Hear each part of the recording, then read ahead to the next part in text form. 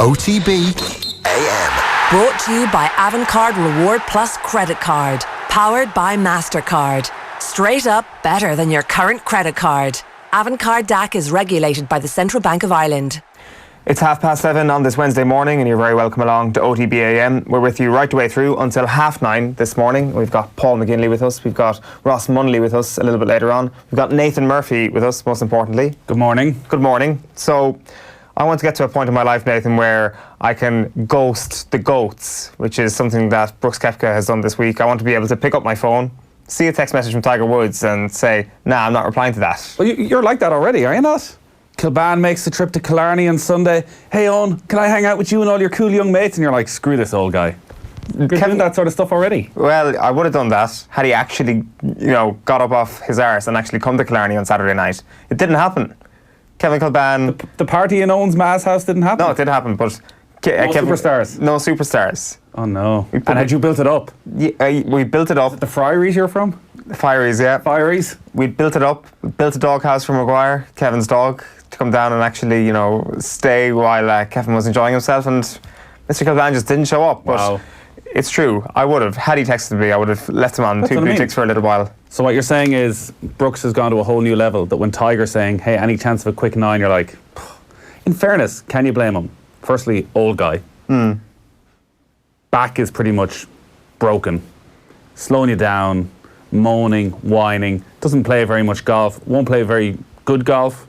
Just might get into your head that actually, if this guy's the greatest player of all time, really? I might even hate golf more than I already hate golf. Exactly. Yeah. It's pretty brazen. The reply to Tiger Woods. The reason behind this, obviously, is Ricky Elliott's local knowledge and the fact that he doesn't want to show his hand, I presume. But I'd like to think that deep down Brooks Koepka was actually just looking at the phone and being like, nah, I'm all right. Is it? Surely if Tiger's looking for local knowledge, he can ring up Darren Clarke. And Darren would be more than happy to play a quick 9 or 18 holes with him. I heard Darren Clarke yesterday said he's gone out with lots of people, with Justin Rose, with Adam Scott, and any little bit of advice he can give them, sure, he'll do it. So, yeah. Darren Clarke, Ricky Elliott. I think Clarke has played a lot more Portrush lately. Ricky Elliott obviously has a certain amount of inside knowledge, but I think even Ricky Elliott would admit he's been away from Portrush for quite a while. They've changed the course substantially over the last 3 or 4 years to prepare for the Open Championship. But maybe it just shows where Tiger is in the pecking order right now. I was just about to say, you were one of the people who was banging the drum for Tiger being back all this time. It's going to be just as hot a take saying Tiger's gone. When are you going to start coming up with that phrase? Well, I've heard some nonsensical conversations on this show over the years, Eoin, but the conversation yesterday suggesting that Tiger should have just up sticks and retired on the Sunday night after winning the Masters. Who said that? Is right up there. I did not say that. This was the conversation that was going on yesterday. I think everyone thought that the Masters would be the starting of a second coming, that he would kick on from then. Maybe actually what the last 3 months has proven is what a miracle the Masters was. Yeah. That here is a 43-year-old with debilitating injuries that he has somehow come through, who practices very little, who when he does play golf, it still seems to cause him a certain amount of pain, even with the fusion surgery that he had that turned his career around and turned his life around. He's played 4 tournaments since the Masters, and he spoke yesterday saying, to be honest, I played 17 times last year. It was too many. And if I play as much as people want, I won't be out here for very long. Now the question, it's actually the most sensible thing Tiger's probably ever said. The question is, what's the point in only playing every so often if when you do play, you can't be competitive because you don't have enough air miles, that you just don't have enough game practice. He said he was rusty. He said his short game was in pretty top order, but that his long game was definitely rusty. And how could it not be? He just spent 2 weeks on holiday with his family in Thailand. He hasn't been out in the course. It's going to be cold, which is another issue. Well, it's relatively mild from an Irish point of view. He's not out till 3:10. He's going to be out earlier on Friday. Does that help his back at all? So, yeah, it's disappointing that he hasn't been able to kick on the way we hoped and that he might be contending at every major, but he did lead on the final day of the Open Championship last year, so maybe if he gets back into contention, everything he's done over the past 3 months, I guess, will be proven right. But was the Masters, I think that was the element of the conversation yesterday, was the Masters the end point rather than the start of the idea that Tiger's back proven at the Masters really was Tiger being back proven last summer, March last year, when he started to contend again, when he started to be in full flow come the end of the summer when he was winning tournaments again, that this was actually the 10-month stint where Tiger would be back, and the Masters took so much out of him. He had to get right and peak for that. That was the end. That was the last bit of Tiger we're ever going to see at his peak. How would the Masters take so much out of you? Now, I guess that he did play a lot of tournaments in the build-up, which is the one that, like, he did play 4 or 5 times in the first 3 months of the year to get himself ready for the Masters. So maybe that did actually wreck him, that actually putting so much in has destroyed his body again. But you just have to think, if he can do it there and he gets a long break again after this, there's no reason why he can't contend when he goes to Augusta again. The problem he has, and a lot of golfers have, is that this new condensed schedule means if you're not on form for basically 14 weeks of the year, your year is screwed. Yeah. Like, somebody will hit form next week and it's too late. All right, you'll win a bucket load of money at the FedEx Cup and some of the big tournaments to come. But in terms of prestige, like, the Masters are over, the majors are over now in the space of 4 months. I don't think it was the end point. I think he will contend again. I think he showed enough, unless, and we'll talk to Paul McGinley about this, because he was saying earlier in the week, like, what is going on? That he's not doing any practice. Like, to go off, not play a tournament between the 2 majors, to go off on holidays, it seems not really pick up a golf club. It doesn't make sense unless there's something else going on. Unless, actually, as you say, he did wreck his body trying to win that Masters, played way too much golf and just about got over the line at the Masters, and actually this time, having had that fusion surgery, if there is an issue with his back, there ain't no recovery. It doesn't seem as though there's anything else that can be done. Well, I hope that's not the case. I think just because I was saying that yesterday doesn't mean I don't want it to happen. I want to be wrong. I don't think it is the case, but at his age, with his injury history, there's definitely a possibility. Let's have a look at what happened the last time the Open was held in Royal Portrush. It was 1951, and there's this great British Pathé footage of Max Faulkner winning the Open.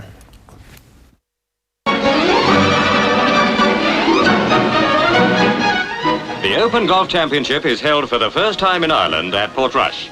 Bobby Locke, Open Golf Champion 2 years running, tries for his hat-trick. Popular Norman von Nieder felt ill all day. He tore up his scorecard before the end of the round.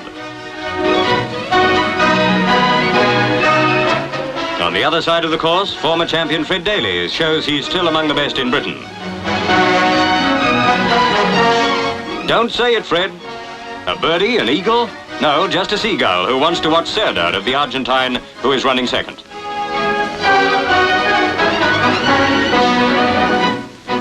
Max Faulkner of Great Britain is on top of his form, playing superb golf.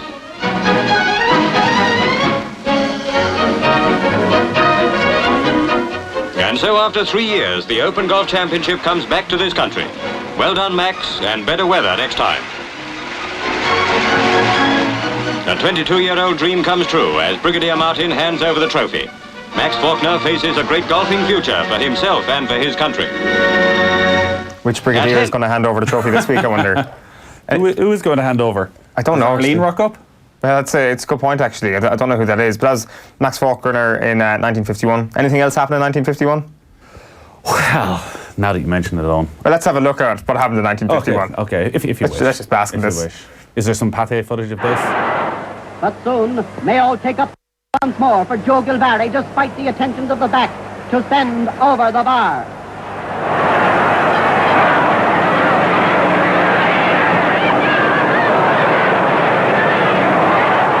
It's homeward bound for hundreds now, even before the final whistle. And when this does go, it's a signal for the crowds to surge onto the field to cheer the victors. And while praising the winners, let us not forget the great sportsman of Meath, defeated yet honored too.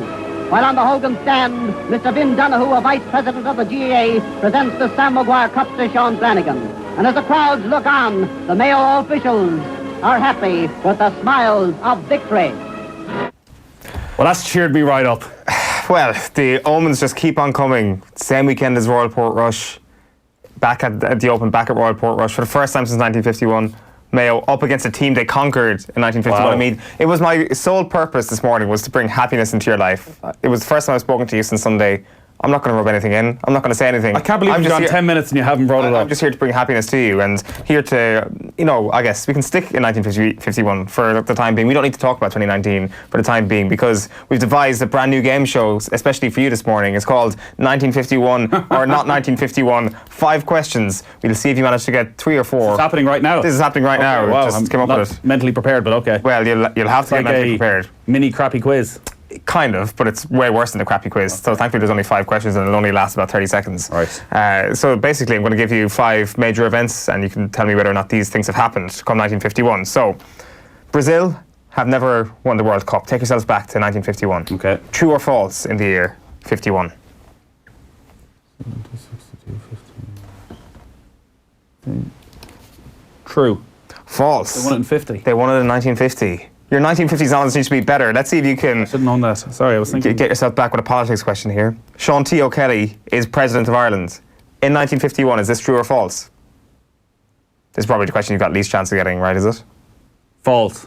That's true. He is. Massive, massive rain. Meath have never won the All-Ireland. In 1951, is this true or false? There's Sean T. It's got to be false. Yeah, you're right. 1949, though, was the first time they won it. So, Mayo, a far bigger superpower than Meath back in 1951. The Korean War is waging. In 1951, is this true or false? It's a terrible quiz. It's very good. Especially you just went in 1951 on Wikipedia and... Not necessarily. True. Correct. And then finally, to conclude, Ben-Hur has hit the cinemas, making The Lord of the Rings: The Two Towers look like a short film. 1951, is this true or false? What you're asking was... Has Ben-Hur hit the cinemas? True. No, it's false. It was 1959. You got 2 out of 3. That is a crap quiz. Terrible start to the show. Well, listen, if you had got 5 out of 5, we would have had a better start to the show, wouldn't we? So there we go. We're going to get into plenty of 2019 with Ross Munnelly soon, and let's tell you what else is coming up on this morning's OTBAM. Sports page is coming your way in just a moment. As I mentioned, Ross will be in after 8 o'clock, chatting through Laois's season and a couple of tactics board slots as well ahead of this weekend's Super 8 action. Sports news with Phil Egan at 8:35, and then after that we're getting into some Irish transfers, the Irish interests in the transfer window so far this summer. Nathan and Phil have picked out the biggest moves and potential moves so far this summer. Deal or no deal with the rest of the transfers then at 10 to 9, and then Paul McGinley will be joining us at 9:05, and then some tips from Nathan and from John Duggan on Royal Portrush at 9:15. Before we get into the sports pages, have a look at this. Join Off the Ball in Abu Dhabi this November 17th to 23rd for the inaugural Off the Ball Open. With flights from Dublin, 5 nights in a 4-star hotel, golf on 2 championship courses, gala awards dinner, Peter Lorry golf clinic, and a live Off the Ball roadshow. You can also hang out with some special guests, including Kevin Kilban and Kieran Donaghy. The inaugural Off the Ball Open. Book now at CassidyTravel.ie and check out offtheball.com. Do you want to give us a plug for that? We hear your voice on the show every single morning. Are you coming? I don't think I'm allowed to. Levels in Golf Weekly around the office have rocketed since don't think I'm allowed to this come. trip was announced. Yeah, proper order. Yeah. Book your places quickly. It's filling up fast. It sounds like it's going to be amazing. Deposit in. It is going to be amazing. Well, the simple fact of Kilban and Donaghy in a foreign country let loose for 5 days in itself should be fun. Have you ever gone to a golf tournament with Kieran Donaghy before? Never. No? Never. Really, yeah? No, I presume he'd be quite sensible and like myself, and early nights and relaxing time had by all. I presume so. Just stay in your own hotel room this time. We'll start with the Irish... To him, sorry, not to me. The Irish Times this morning is what we're going to start with, and Sports Wednesday leads with Elliot's unique insight, a major advantage for Kepka. It's Philip Reid's piece around Royal Portrush, kind of some of the stuff we were talking about at the top of the show with regards to Tiger and to Brooks Koepka and to the non-return text. Just in the actual fact of what he actually said, he said, "Hey dude, do you mind if I tag along and play a practice round?" And he just heard nothing back. Not exactly the most compelling message for somebody like Brooks Koepka, who perhaps just doesn't like practice rounds. Even the fact that Ricky Elliott, the caddy to number 1 player in the world, is from Portrush, like the synergy and the connections that Portrush has with golf, modern golf and golf through the ages, must be unparalleled. From Fred Daly, who we saw there, 135 stagings of the Open Championship. He was the only Irishman to win it. Born in Portrush.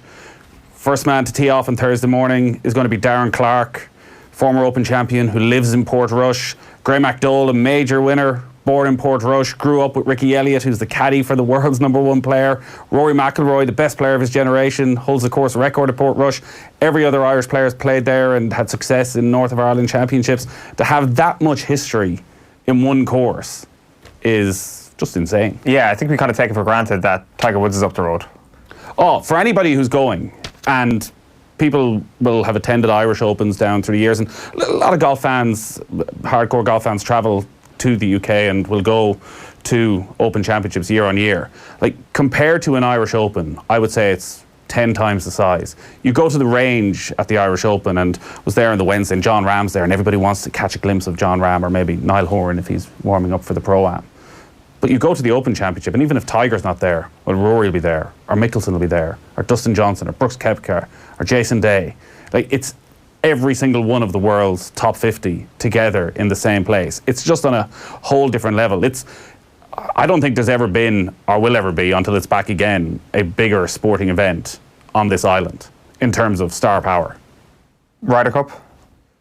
Even bigger than the Ryder Cup, because you have, firstly, it's just 24 players at the Ryder Cup, but you have the best players from outside of Britain and Ireland. And the history of the Open Championship, slightly different probably to a Ryder Cup. It's a different kind of build-up, I think. You know, Ryder Cup's probably a 1-week event. The Open Championship sort of lasts forever. Just think, when people get up there, they're probably going to be in for a bit of a shock by the actual scale of an Open Championship. Even watching and following some people on Twitter who've been up there over the last couple of days, like just around Portrush, like Henrik Stenson walking down a back road to his holiday house that he's staying in. Like, you've got 150 golfers there, almost all of whom are recognisable. So to have all of them, as you say, just up the road in Portrush, to have Tiger Woods playing there, competitive, hopefully, alongside McIlroy, Brooks Koepka, I think when it tees off tomorrow morning, maybe it'll properly sink in.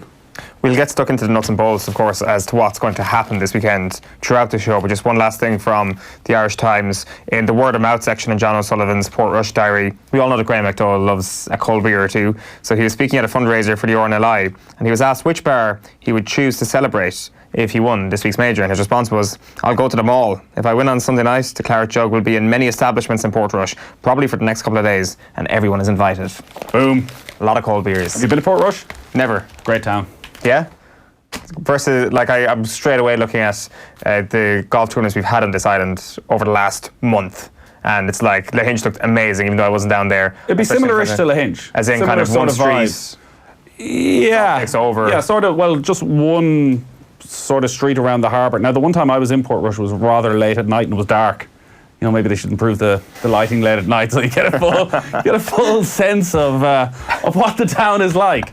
But they know how to throw a party. Yeah, geez, you're not going up, are you? I am, yeah. All right, when? Yeah, heading up Friday. Oh, very good. So the Ramore, I think, is the main. Follow Stephen Ferris on Twitter is what I would, who seems to, maybe he lives in Portrush, certainly spends most of his life there. But the Ramore is the main pub complex, and I think it's made up of about 5 different pubs. Right. So you'll see Graham McDowell there on Sunday night. Well, hopefully Sunday night, not Friday night. Yeah, well, hopefully. Hopefully. That would be uber impressive if we saw him on Friday night and Sunday night as a victor. Yeah. So the Irish Daily Star goes with the golf as well. McIlroy's Claret Blub. Rory says he's going to be crying if he lifts the Open Championship on Sunday. Like, I completely buy what he's been saying for the last couple of months, that this would be the biggest moment of his career. Absolutely. And he made an interesting comment yesterday that he didn't dream of holding the putt on the 18th at Portrush to win an Open Championship, because you simply couldn't dream of that when he was growing up in Northern Ireland. That he never thought it'd be possible that an Open Championship would be held in his country. So for it to be here now, and we're obsessed, and he's obsessed, and everybody's obsessed with McIlroy winning the career Grand Slam and how this would cap his career. But if he wins this week, I think in 50 years' time, when you're looking back on one photograph to sum up McIlroy's career, it will be lifting the Claret Jug at Portrush. So that's what's at stake from his record in the Open Championship. We can get onto this with McGinley, is exceptional. He's obviously won it previously, so he doesn't have that sort of a hangover. The other story is it's war. Ross called on Conway to stand down. Tracy warns FAI over funding. This has obviously escalated somewhat over the last 24 hours. The FAI debacle. Shane Ross and John Tracy turned up the heat on the FAI ahead of this weekend's EGM. it has emerged that Shane Ross has written to Donald Conway urging the beleaguered FAI president to withdraw from elections this weekend. Conway is the only nominee for the role of president and is set to secure a 12-month extension. However, Ross has written to him claiming that the process for the upcoming election falls short of the transparency and democracy which we would expect of an organisation seeking to implement good governance practices. Is Donald Conway beleaguered? Is that the correct word? It probably is, but like, I can definitely see the whole point here behind the lack of transparency, the fact that you've got the same old fellas running the same old organisation. But ultimately, there's also a point here that do one or two people need to stay to actually oversee the transition? Like, that's the kind of counterpoint to this. And I wonder if we're going to hear from him on that. Like, my personal view would be it looks really, really bad for the FAI to actually have the same people moving forward. But it has been mentioned in the governance review that there should be one or two people who actually oversee this thing to go forward. I don't think Conway is the right person to do that, and I think his performance at the Oireachtas Committee in April probably suggests that as well. Emmett Malone makes a very good point in the Irish Times this morning that he could have done with an election. He could have done with fighting off somebody for the job. Him getting the role unopposed is the worst thing, and this does not make this any better on an optics level whatsoever. No, and optics is the key for all of this. So Donald Conway's only been in the job. It was, a 5-year term. He said even a couple of months ago he wasn't going to see it all out, but that since he took over last August, like, let's be honest, he has overseen the worst 12 months any sporting organisation in this country has ever gone through. Like, humiliation, embarrassment, disgrace, all of those things are what his time as president are going to be remembered for. And even on a basic level of, like, John Delaney's new role as executive vice president, he oversaw the creation of that role after the Sunday Times made the inquiry. So, yeah, maybe there does need to be that transitionary period of a couple of members of the board staying on. But you just think it cannot be Donald Conway front and centre answering questions for the next 6 or 9 months. The other story, just before we leave the Star, is the Cork Defend Pork move. So Cork Chiefs have defended the decision to relay the pitch at Porky Queeve, which means the footballer Super 8 final round clash will move to Porky Rin. So obviously the pitch has been in pretty terrible state at Porky Queeve. To have it ready for the league next February, they need to dig the pitch up instantly before the footballers get their final game against Roscommon. Porky Rin holds 16,400. Unless there's something massive at stake, surely that'll be fine? Yeah, totally fine. We've just had word in from the box, seismic news with regards to 1951 or not 1951. Looking at a headline here, World Cup stunning moments, Uruguay's 1950 triumph in Brazil. So I think you might have been heard. Thank you. I think you actually 58, 62, 70 is what I was thinking. Yeah. I'm very, very sorry to you. I'm very, very sorry to Uruguay. Very, very sorry. But it's done now. Brazil. A lot of people will be on their way to work. They'll have switched off going, well, there's no point tuning in for the rest of the show. This lad knows nothing about historical sport. Yet. You got 60% in 1951 and that put me off. That was the first question. My flow was gone. Your respect has been garnered. If that wasn't true, all my memories of 1950 are around Uruguay winning the World Cup. They're all irrelevant. Back page of the Irish Daily Mail is open and shut. Portmarnock could be host, says Patrick Harrington. This is very interesting.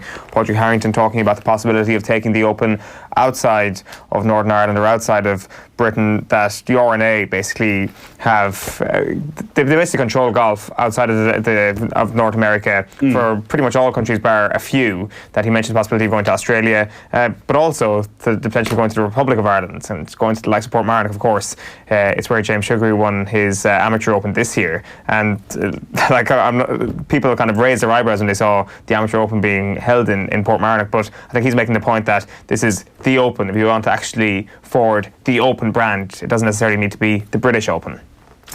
But do they want to forward? Well, that's a very different question. That's a very different question. The British Open. 10 years ago, nobody would have thought it was possible that Portrush would be hosting the Open Championship. Now, for probably different reasons, that Portrush hasn't hosted it, obviously, for the last 70-something years, 68 years at this stage. It still feels as though, even for Portmarnock has its own issues that it would need to sort out if it's to host an Open Championship.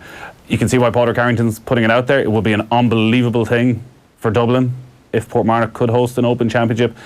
You're probably looking at least a decade away, and already they've so many courses on the rota. And remember, Portrush, this isn't the one-off at Portrush. It's going to host the Open at least a couple of more occasions over the next couple of decades. Like, Turnberry, maybe Trump is an issue with that. Like, Turnberry hasn't hosted an Open Championship since 2009, and it's an unbelievably good venue. So there's courses in that road that aren't getting much of a look in as it is. Are they willing to add another one outside of Britain? Yeah, are you saying that the RNA aren't overly progressive? I think they've shown to be fair, at times they can be, but slowly. The Sun this morning have a special Royal Portrush Open supplement, and it's Rory McIlroy, who is Ironman. Oh no, it's not. That is not Ironman. Flash Gordon. It's Flash Gordon. Wow, that's bad that you're telling me that. Don't be so flash, Rory. Major expert Cowan. Slow down, McIlroy. The actual back page of the Sun this morning, though, is Paul, the other one, Ole. Boss says Pogba will win fans over, and Paul Pogba is staying at Manchester United. So it seems that way. So it seems, after all of this. Now, is this just one final desperate bid from Ole Gunnar Solskjaer to keep him, that they're in Australia? So there's no escape from him right now. They have him. They have him locked in the hotel. They maybe have somehow managed to keep Mino Raiola away from him. They've taken his 18 phones off him, and they have cornered him and basically tied him down and forced him to accept that you're staying here. Because the alternative is this drags on to the final couple of weeks of the transfer window. He ends up leaving. They have no replacement in sight. And, you know, Ed Woodward's, has he got a reputation, is destroyed even further. It's a pretty similar headline in the Mirror Sport. Well, similar story. Great headline. I'll give the Pogba home. Ole Gunnar Solskjaer is convinced he can hand Paul Pogba a new challenge that will make him an Old Trafford legend. Pogba and his agent are agitating for his move, with United determined to hold on to their signing. Solskjaer is considering him, obviously, for the captain's role, which I think caught everybody by a little bit of surprise. And again, with the Open, Rory, if I win the jug, I'll blub. Has anyone ever used the word blub? Trying to think, like you would want to be. I would say that the verb blub would have been used quite a bit around Wimbledon in the expensive seats the last day. I would what say. sort of blubbing were they doing? Well, no, just the general term. It's not exactly one that people of your level or my level would use. But if we were of a higher social class, we might use the verb blub. The Herald this morning is interesting. Back page leads with FAI to stand firm. Conway plan to proceed despite Ross call. But there's another story here from Conor McKeown. Ray Cosgrove has got very interesting comments. No helicopters, no gear, no free boots. He talks about Dublin and their finances, and he says it's to do with the work and effort and the application. There's only so many hours in the week the guys can train. All the players are in work or college, so it's not as though they can do any more than any other team. To attribute their success to money is wrong. There's no helicopters, there's no bag of gear, there's no deals for free boots, he says. Bollocks. Well, firstly, where are they going to be getting a helicopter to? Like, are they just going to do a tour of the city? Sightseeing tours? Like, where are they getting a helicopter? Oh, traffic is a bit bad. The M50 will get a helicopter up. Maybe not a bad idea. Is that a dig at Donegal? And when Jim McGuinness took over, the players rocking down for the session before the All-Ireland semi-final in the helicopter? Dig at Paddy O'Shea in Kerry as well, I'd imagine. He was famed for using his helicopter to get up to Dublin one time. Gooch wrote that in his book. Also, there was talk that he flew when he was Westmeath manager. He used to fly to Dublin and then drive down to Westmeath. So that's actually commercial air travel. So, no, a lack of helicopters is something that we should have seen coming. This is no excuse. And you would think as well, with Jim Gavin's background in aviation, that he'd be able to sort this out. Well, that's very true. He, more than anybody, would see the benefits of the players from the south side being able to get a helicopter to training in DCU. Imagine if Jim Gavin was manager of Donegal. Like, everybody would be getting helicopters up and down. They could train wherever they want. It'd be amazing. But so I don't know. It's a new one on me to hear that the lack of air travel is something that we should be speaking about with regards to this. But it is this old chestnut that it's got to do with work ethic and application. And well, obviously it has to do with work ethic and application. Better than everybody else's. But maybe their application is. Maybe their application is better than everybody else because of the knowledge and the backroom team that they have in place, which means that they are working the same as everybody else, but maybe they're just working better. But to say that players don't have boot deals, you're telling me there's not one single player in that Dublin GAA squad that isn't getting free boots? Sorry, there's players getting free boots in every squad. And free gear. If I was on an inter-county squad, I'd be wanting free boots and free gear.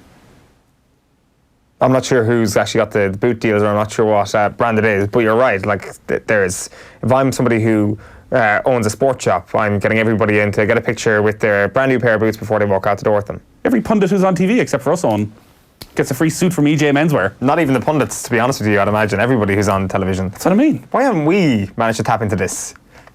Like, we could get free suit deals. You could get air travel from Mayo, from Kerry. You wouldn't need to have a house in South Dublin, Nathan. I could helicopter up. You could helicopter up down to Ballyhonus. You could be with your people. Right. And it would be a life-changing thing, but we might look into that some other time. The Irish Examiner sports section goes with the headline, Tea Party, Simon Lewis on Portrush's open transformation, and Kieran Shannon saying that John Myler deserves gratitude, but even he'll see it's time to come. He's coming up with the opinion that John Myler needs to step away now, that he's done a good job, but he's taken Cork as far as they can possibly go. The headline on The Telegraph, The Ring of Success, which is Brooks Koepka with his phone. Brooks Koepka has his phone. He's looking at Tiger Woods' text and going, screw this guy. Screw this guy. Tiger 15 years ago, Brooks Koepka wants to hang around with, for many reasons. Right now he's like, nah, this old guy, no chance. Stay United and become a legend. Solskjaer tells unsettled Pogba he can fulfil his ambitions at Old Trafford. Can he really, though? Paul, absolutely not. What if his ambition is to win the Champions League this year? He quite literally cannot fulfil that ambition at Manchester United. The Guardian, this can't be the end. Strauss urges England to build on win, which is obviously to do with the cricket. And there's Tiger. Woods focused as he practices for this week's Open Championship. But the 15 times major winner admits he's not yet in his sharpest form. He's on the back page of the Irish Independent this morning as well. All smiles in Portrush yesterday. But the main headline on the back of the Irish Independent is Park closed until 2020 as pitch overhaul gets underway. So they're forced into switching their Super 8s venue, as Nathan mentioned a moment ago. The one thing that I questioned was, is this an additional cost onto the extortionate cost already? But Colm Keys does have the line that the cost has already been incorporated into the €95.8 million set out for Páirc Uí Chaoimh's redevelopment earlier in the year. And the Times, the English edition, a couple of interesting stories. Trippier set to join Atletico. So Kieran Trippier, always still for some reason, and maybe because it's few and far between, there's a lot of younger players obviously going to the more continental clubs, but it's still so rare for English players to go to bigger clubs abroad. You get a little bit excited and intrigued every time. Kieran Trippier set to join Atletico Madrid for £20 million, it seems. More interesting maybe on what's happening with Tottenham in this transfer window. Right now it looks as though they're going to lose Kieran Trippier. Danny Rose, it seems, is on his way out, and Toby Alderweireld is widely expected to join Roma. Now, 2 years ago, they were 3/4 of probably the best defence in the league alongside Jan Vertonghen. And have they got the replacements? Have they got the money to replace them? There's obviously a lot of speculation they might sign Ryan Sessegnon, and they still have Ben Davies as a left back. I've always been a huge fan of Danny Rose, so I think he'll be a loss. Trippier is funny in that I remember when himself and Kyle Walker were sort of going head to head. Pretty much every pundit we had in Premier League games when we be at White Hart Lane would rave about Trippier, that they felt he was so far ahead of Kyle Walker, and obviously then had that brilliant World Cup, but has fallen behind over the last year. Like 20 million doesn't seem like a huge amount in the current market for letting Trippier go. And all they have is Serge Aurier and Kyle Walker-Peters as backup. It does seem as though a team in Tottenham's position, unless financially they need the money, like to be only getting, say, 45 million for Alderweireld and Trippier seems, in sort of Daniel Levy's world, doesn't seem like a particularly good deal. And who's stepping in? Maybe they're happy that Davinson Sanchez and Jan Vertonghen can do the job, but it'll be interesting to see if they go after anybody else. Also in the Times, Lingard feels Solskjaer fury, so this is to do with that video that was all over social media a couple of weeks ago. Ole Gunnar Solskjaer has disciplined Jesse Lingard over his controversial social media video and warned his players they must take responsibility for their actions. The Manchester United manager told his squad he cannot spoon feed them, and that they have to learn how to conduct themselves on the pitch. Lingard posted a video on Snapchat. Have you seen this? Yeah. So he was in his Miami hotel with Marcus Rashford and former United youth player Rashawn Williams, who's now at Shrewsbury Town, and their friend Jamel Branker when he was filmed gyrating on a pillow. Is that anything you've ever done while on holidays? Certainly not. Right, okay, just making sure. Why, have you? Pre-Snapchat era? Lingard had provided commentary of the whole thing. That has been dealt with internally, Solskjaer said. I'm old school, old-fashioned, quite big in discipline and self-discipline. Can't spoon-feed these players. They've got to do it themselves, is the message from Ole Gunnar Solskjaer. Also an interesting piece inside the Times with Pete Cowan. Don't know if you're that aware of Pete Cowan. I guess people are becoming more aware of Pete Cowan. He is suddenly the best golf coach in the world, even though he's been around for donkey's years at this stage. But he was the coach of Gary Woodland, who won the US Open. He is Brooks Koepka's short game coach, is what they say, but I think the understanding is that actually he is essentially Brooks Koepka's swing coach. And you look back over, I think it's 10 of the last 31 major winners he's coached, but he's also started to do a little bit of media over the last while, and anything he's done, he's been fascinating. He did a piece on Sky Sports during their US Open coverage on the range on the final day when he was watching a couple of his players warm up, and he tore Henrik Stenson to pieces, right, who's one of his players. And a sort of angle of golf coaching that I'd never really thought of before, which that actually the coaches get annoyed with the players, whereas we always think everything lands with the players and they hire and fire their coaches. He was making the point Stenson was in contention, that actually, he's like I said, Stenson's swing it's in unbelievable shape. Like, he couldn't be swinging it any better. He said Henrik's problem is, mentally he won't take the driver out.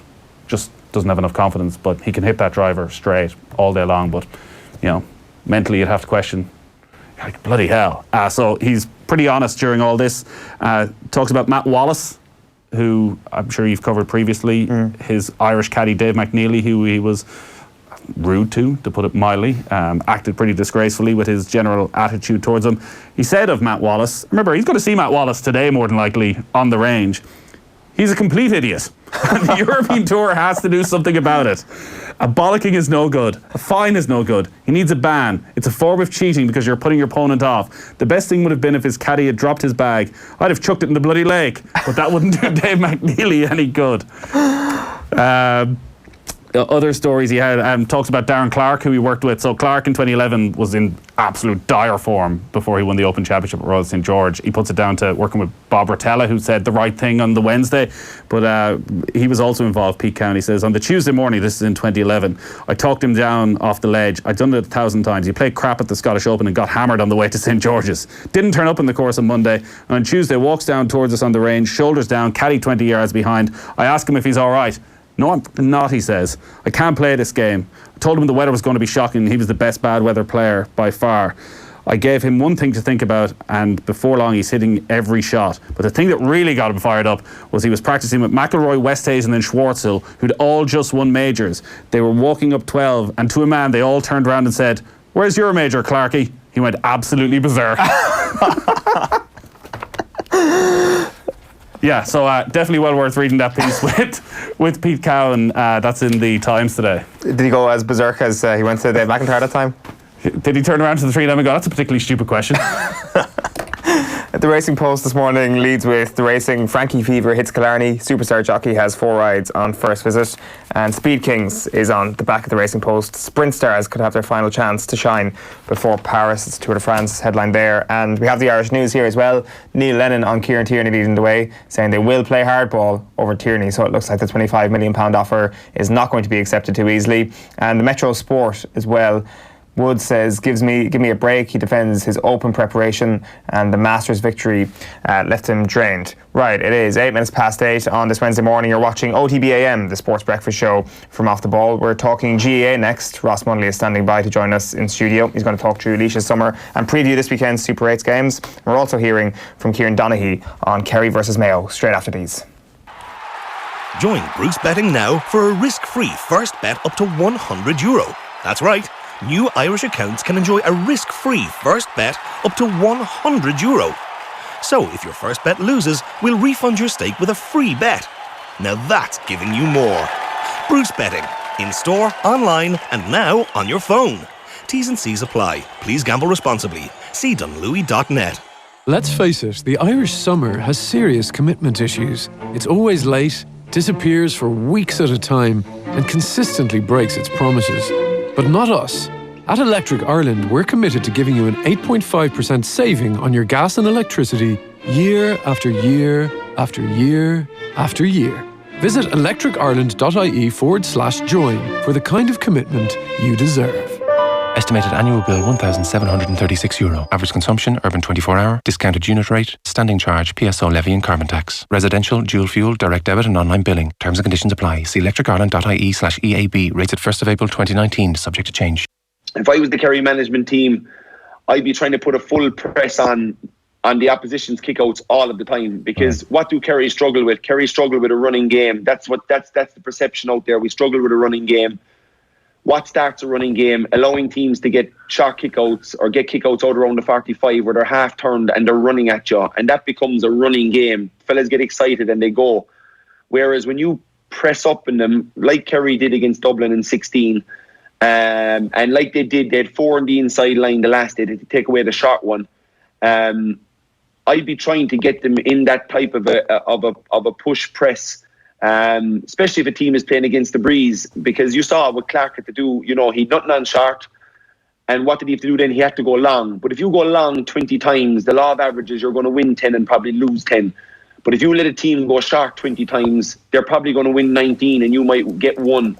But then 19 possessions make a huge difference. And when Kerry are winning the ball in the middle of the field and Dave Moran is playing as well as he played the last day, and you keep kicking the ball out to him and you keep forcing it out, and Kerry are winning that and they're getting it into the Cliffords and the Gainies inside. That's why I said it was perfect world stuff for Kerry, because that's what it was. Kieran Donaghy there on Off the Ball on Monday night. You can watch it back on youtube.com/Off the Ball. Ross Munnelly is here. How are things? Very good, thank you. So we've got a headline on the back of the Herald this morning. Ray Cosgrove saying that there's no helicopters, no gear, no free boots for the Dubs. There's probably no helicopters, as Nathan rightly pointed out. It doesn't make logistical sense. Do you buy that they don't have any free gear or any free boots? I just read that when I was outside waiting there, but I think he was talking about his under-16 development squad. For at senior level, there's provisions there for all senior county teams to get their boots, and in fairness, in Laois we're very well looked after. You get 2 pairs of boots a year, so. You get to choose your own boots? You do. Depends on how good you're kicking, you might save the leather on them, but two pairs of boots a year, and in fairness, in Laois we're very well looked after now. We've no complaints on that front. How do you look back on this summer as a Laois footballer? Obviously 2 disappointing defeats which knocked you out of the championship. I presume that the Cork defeat in particular, you kind of felt that the magnitude of this just wasn't deserving of what Laois put in all year. Yeah, that part of it was disappointing for us, because we had set our sights firmly on trying to beat Westmeath in the first round, because they had beaten us twice in the league, and we felt they kind of caught us on the hop a little bit up in Mullingar in the earlier stages of the league, and we should have learned our lessons from that. But then in the league final, I suppose more so to ourselves, we made some of the same mistakes that we were trying not to make, and thankfully we got to put that right in the first round of the championship. And then after that, we kind of came apart against Meath as well. Even though it was quite a substantial score difference in the end, we played well through long periods, and we got hit for a couple of goals, one just before half-time through a penalty that really rocked us, and so on. So we didn't feel that was a fair reflection. And then we got back on the road in the qualifiers, and we started making some headway, and we got to blood some new players. And John Sugar was adamant about trying to build a squad this year and so on, and we did that thankfully through the qualifiers. And then we just the power and pace of Cork just caught us, and I suppose when you're trying to build a squad and playing week on week, it's difficult if you pick up a couple of injuries and so on, that when you are trying to maybe make up the ground on the top teams as such, that for a team like us who's developing, you want to have a full squad to pick from every day. We were without Mark Timmins, who's a top class defender. I think he'd make any team in Leinster certainly. So things like that go against you, but just credit to Cork. They were phenomenal on the day, and they've certainly got themselves back on track after being relegated to Division 3, and they might have a say in the Super 8s yet. Is there a sense that what happened to Mayo at the weekend is kind of similar to what happened to you? You just kind of run out of legs at the end of the year, a couple of injuries? Yeah, I would definitely think that about Mayo. I saw the match at the weekend, and I'm just following some of the commentary on it after. I think Tommy wanted me to referee between the 2E about what the verdict already was. Delivered the knockout blow. I wouldn't say it's a knockout blow. I think, to be fair to Mayo, playing 4 weeks in a row is very difficult. It's particularly difficult if you lose a couple of players, and they're trying to get the likes of Cillian O'Connor back into the team. They're without Diarmuid O'Connor. I think 4 weeks in a row for amateur players is not a fair task. I think for Mayo, who went into the qualifiers fairly early, I think we need to reward teams for redemption through the back door. And okay, when you're going through the qualifiers, Steph, I have no problem playing week on week, but the Super 8s is a new element of the competition. You should have a week to freshen up. And I believe if Mayo can get over Meath this weekend and then they have a week break, that's going to be one hell of a game up in Mayo against Donegal. It could be one of the classics, with the way that both of those teams play. So I think Kerry are good. Are they as good as they were at the weekend?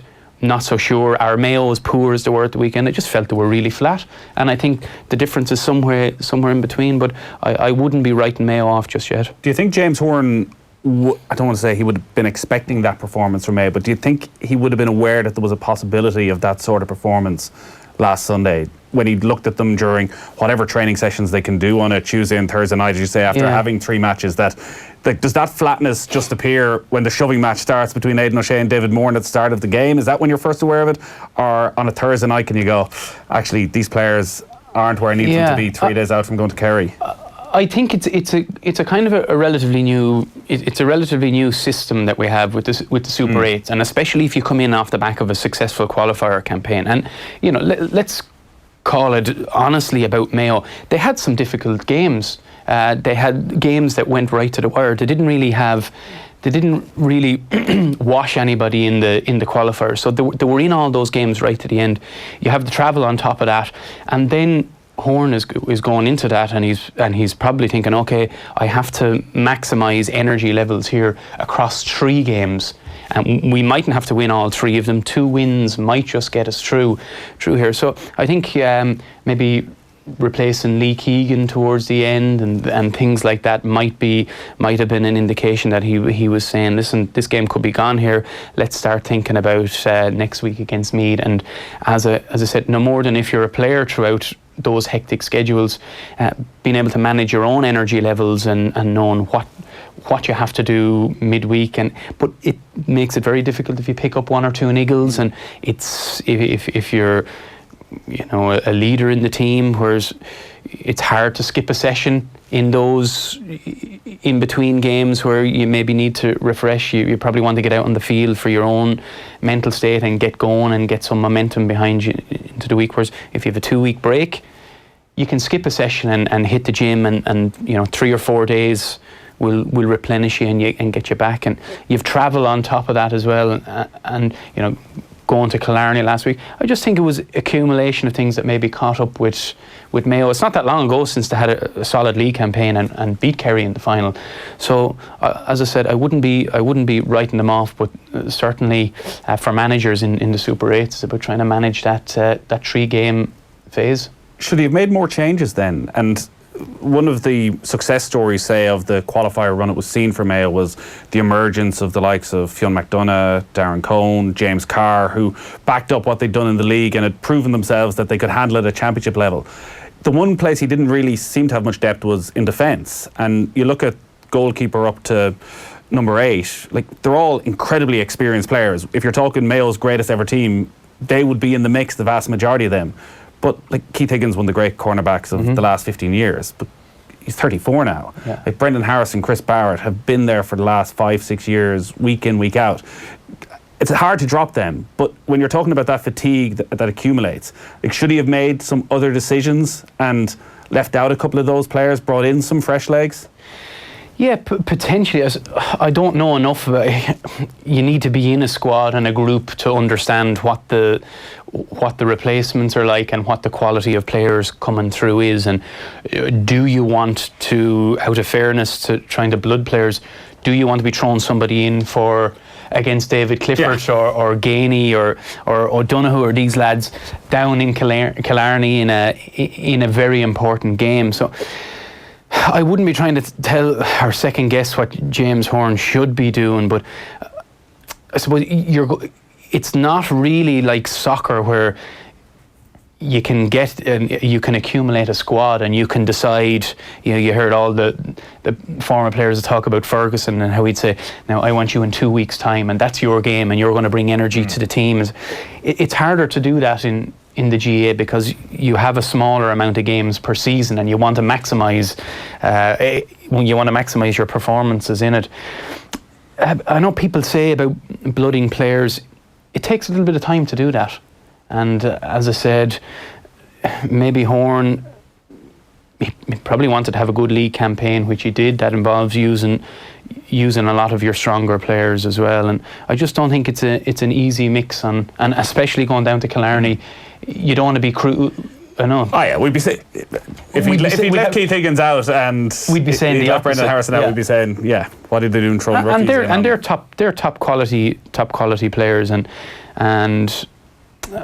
I'm probably repeating myself, but I think if Meath and Mayo will be interested this weekend, and after that, if Mayo got through, heading to Castlebar on the last day of the Super 8s for potentially an epic with a break as well. With the break, and that's crucial. It seems to me on Sunday that there was almost just a complete meltdown for Mayo at times when it came to executing basic skills, and they still managed to put up 15 points against Kerry. So I would definitely hold the fire in terms of actually hailing this Kerry defence. But on the flip side, when you talk about this Meath performance up against Meath this week, in terms of how they might set up in attack, was there a systems failure as well? Did they approach the game in the right way? Is their forward unit set up in the right way to cause trouble during the Super 8s?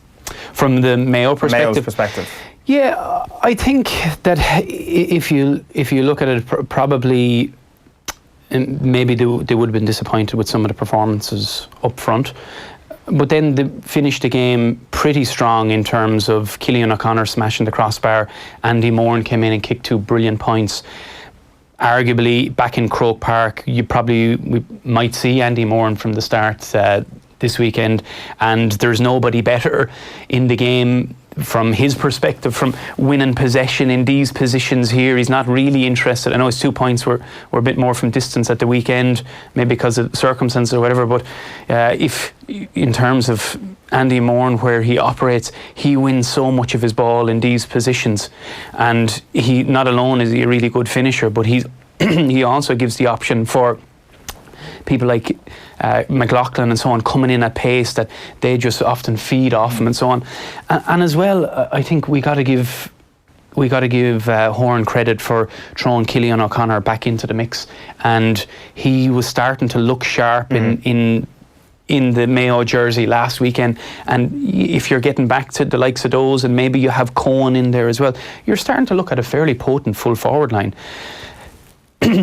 Whether they can get change off Meath in terms of the kickouts, Meath will obviously be very tuned into what Kerry did with regard to shutting down clean possession from Mayo's own kickout at the weekend. But I certainly think if Mayo get enough ball up the field, whether to play Andy Moran or not, personally, I like him in a team because I just think he gives you that. I studied him very closely last year in the Newbridge to know where the back I was behind the goals in the first half, and all of his runs, they're just so smart. They're over here. He doesn't play like people talk about age and all this kind of rubbish. He doesn't. His runs are all here and winning possession, and more often than not, when he gets possession, he's in a scoring position. And the problem for a defender is, okay, there's a one-on-one situation after developing, but it's very easy if the right kind of runs with likes of Kevin McLaughlin coming off him, Carr, these fellas. That the goal that Phil McDonough scored against Armagh in the qualifiers that Andy Moran set up for him. Yeah, so he I just think he brings that kind of an element. I think Cillian O'Connor, like, what an achievement to become the all-time top scorer in Championship. Could have done it with that goal chance that on his weaker foot smashed the crossbar. So I just think there's probably more positives for Mayo than people think. But in fairness to Meath, I think in fairness, McEntee has done a good job with them. They probably were on the ropes last year a little bit, going through the qualifiers, and then they came up against Tyrone and they put in one hell of a performance for him and for the county. And they've grown in confidence from that. They're probably on a small bit of an upward curve at the moment. They're promoted up to Division 1, which is where they'll learn a huge amount. It'd be similar enough to the quality of games that they're going to get through the Super 8s. Meath have a huge platform from Donald Keogan at the back. I think Donald Keogan is a top class player, and he's a brilliant defender, but also his ability to give Meath attacking options is phenomenal. I think he set up the 2 goals against Carlow in Portrush, where his runs, when Meath are moving the ball up the field, if we're using them as the Blues, Keogan will invariably end up at either 5 or 6, but when they're moving the ball up the field, even if the ball is only at this stage, Keogan just makes straight lines through the centre of the park, and invariably ends up in around this position that ends up in him receiving a hand pass. And I think his 2 assists against Carlow in the championship for the goals was he squared the ball from here, and another one from this position. So he will take serious watching at the weekend from a Mayo perspective with regard to his ability to be that platform and to set up the attacks, and we knew about that when we played them in the championship, and still he's so good at just ghosting away. 1 second he's there, and because of I think his physical attributes are very similar to Lee Keegan insofar as when he hits top gear he's gone and he cruises. Menton is strong. I think Menton and O'Shea is going to be a huge battle this weekend. Both very mobile players. Menton probably getting a little bit more forward than O'Shea at the moment, and he can score. I think he got 2 points at the weekend. He hit us for 2 goals, and he's a type of player that on his day can be a game winner with regarding just that their ability to break from deep and find themselves in scoring positions. The danger is that they get stuck in a David Moran situation again, except it's Menton who is doing the David Moran role. And one of the issues there was, I guess it's kind of twofold. First of all, Aidan O'Shea had put in so many shifts throughout this year, and in the last couple of games, like Peter Cook kind of gave him a bit of a runaround for some of the game against Galway. He wasn't at his best at the weekend against Kerry, and that kind of led to a huge breakdown elsewhere in the Mayo team. They had Donald Vaughan on David Moran, which wasn't a matchup. Do they just change it now and say to Aidan O'Shea, listen, it doesn't matter if you're absolutely wrecked, we'll put you on Menton, at least you'll have a detailed job on what you're supposed to do here. You don't need to be the man all over the pitch as we expected you to be at the start of the summer. Yeah, and I think to be fair to him as well, Diarmuid O'Connor is a huge loss in the middle of the park for Mayo. He has that ability. His engine is second to none in terms of that midfield area. He gets his ability to get up and down the park and to chip in with scores, and he's a real leader in that team. So I think there has been a little bit of an adjustment around the centre of the park for Mayo as well. He's their captain this year too, and so hopefully we'll see him back, although with a handbrake it's difficult.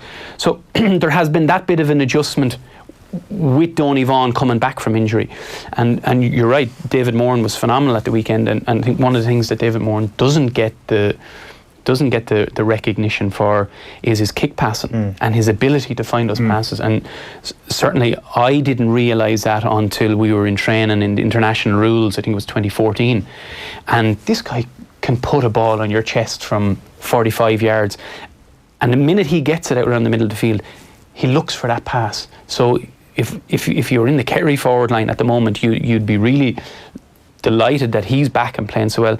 And coming back to the argument or the conversation we had about Horn maybe trying to keep things fresh, saw some of Keane's tweets or Keane's comments after the match at the weekend, and he was saying that they had to make a decision early on in the year to just focus on David Moran for the championship and get him through the league with a couple of cameo appearances, but that his focus for the season was going to be in around that midfield battle. So can he do that when he's under an awful lot of pressure, David Moran, that sort of range of passing? Because like some of the passes he played on Sunday were exceptional. It seemed that he had a lot of time to make those passes, that actually, as you say, Mayo's midfield never really got near him. Like, as the summer goes on, and if they're going up against Dublin or Tyrone and maybe the midfield battle's a bit tighter and there's a bit more physicality, does he still have the wherewithal to play that sort of pass, or can you get at him? In terms of ability, he can do it. Top players will always find space to make these passes and so on, and I think Dave Moran is the type. Listen, he's done it all with Kerry. He's a leader in that group, and he's a leader in the dressing room from my experience of playing with him as well. And okay, he mightn't have as much opportunity and as space as he got at the weekend. And that game, I suppose the pace of that game was set very early on by Kerry.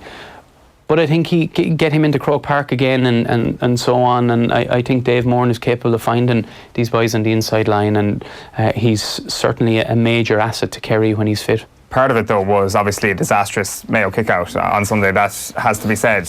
What do Mayo do on Sunday? It's been mentioned that perhaps they switch keeper again just for Henley's kick-outs. Like, if you could meld them together and take Clarke's shot stopping with Henley's kick-outs, you'd have the best goalkeeper in the country potentially.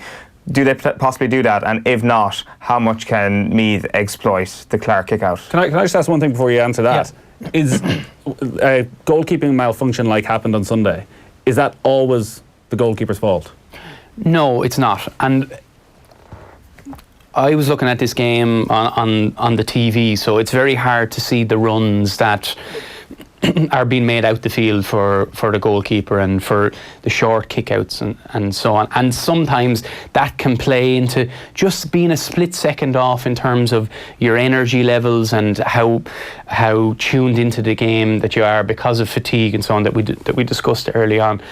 So yes, it's in terms of your question, no, it's not all down to the goalkeeper. You can only hit the passes that are available to you. But in saying that, I suppose with Clarke, he has a very good long kick out, and he can find those short kick outs as well.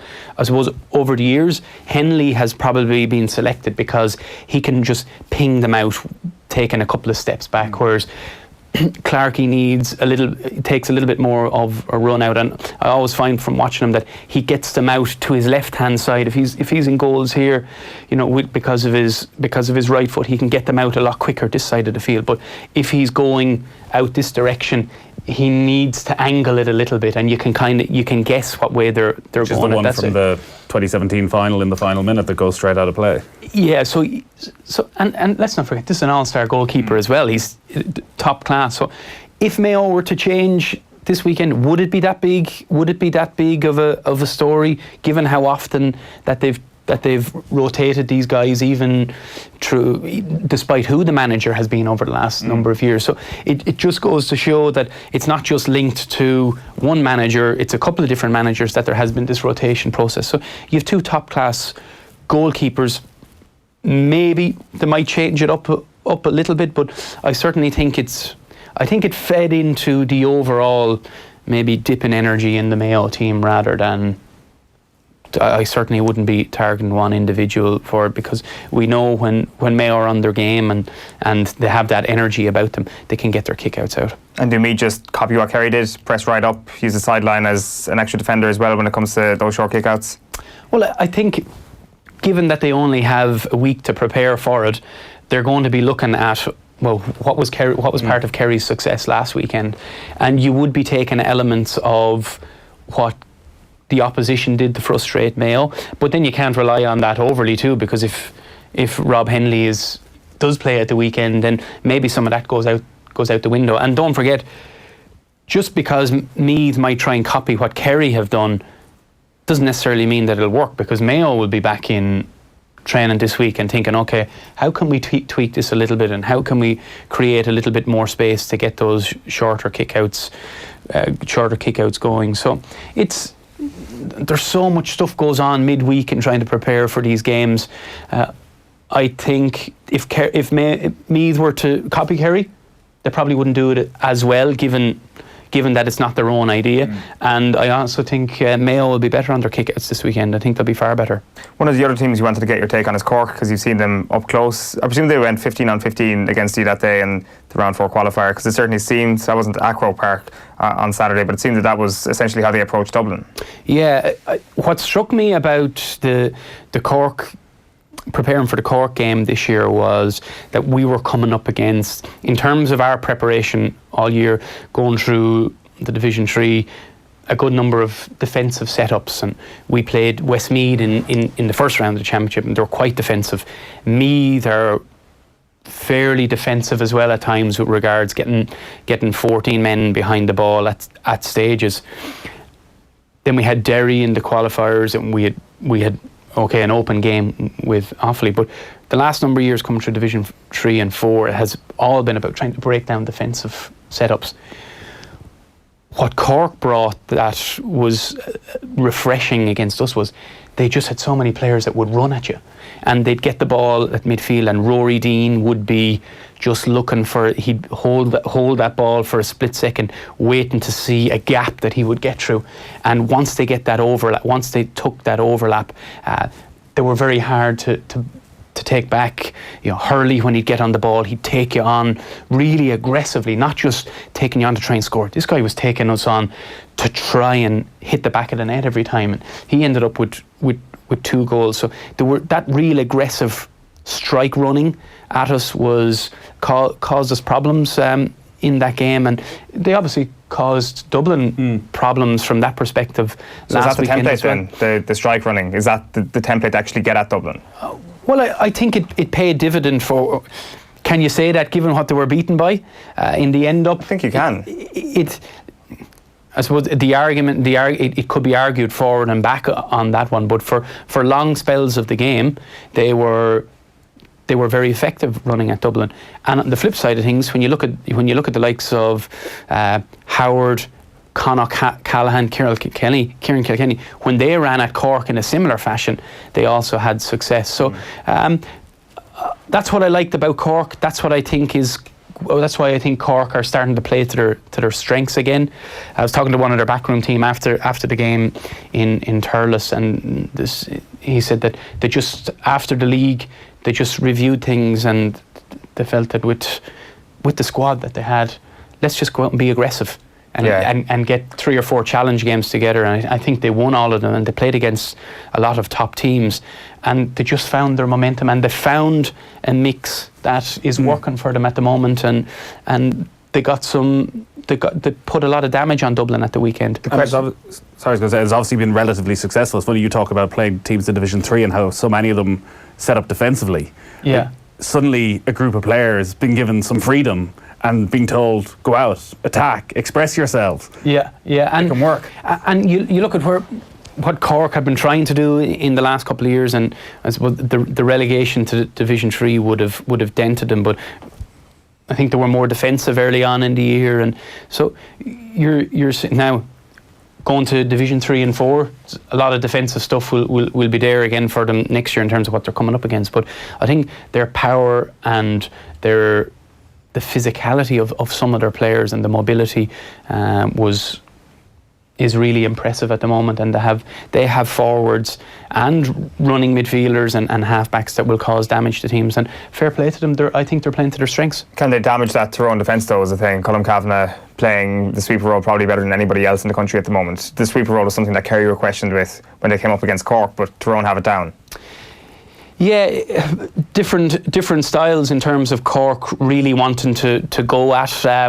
They want to be on the front foot for the full 70 minutes, whereas Tyrone want to suck you in here, want you to make mistakes, and they will hit you really aggressively then. If you turn over the ball and give away a sloppy possession, they will really hit you coming at pace the opposite direction. So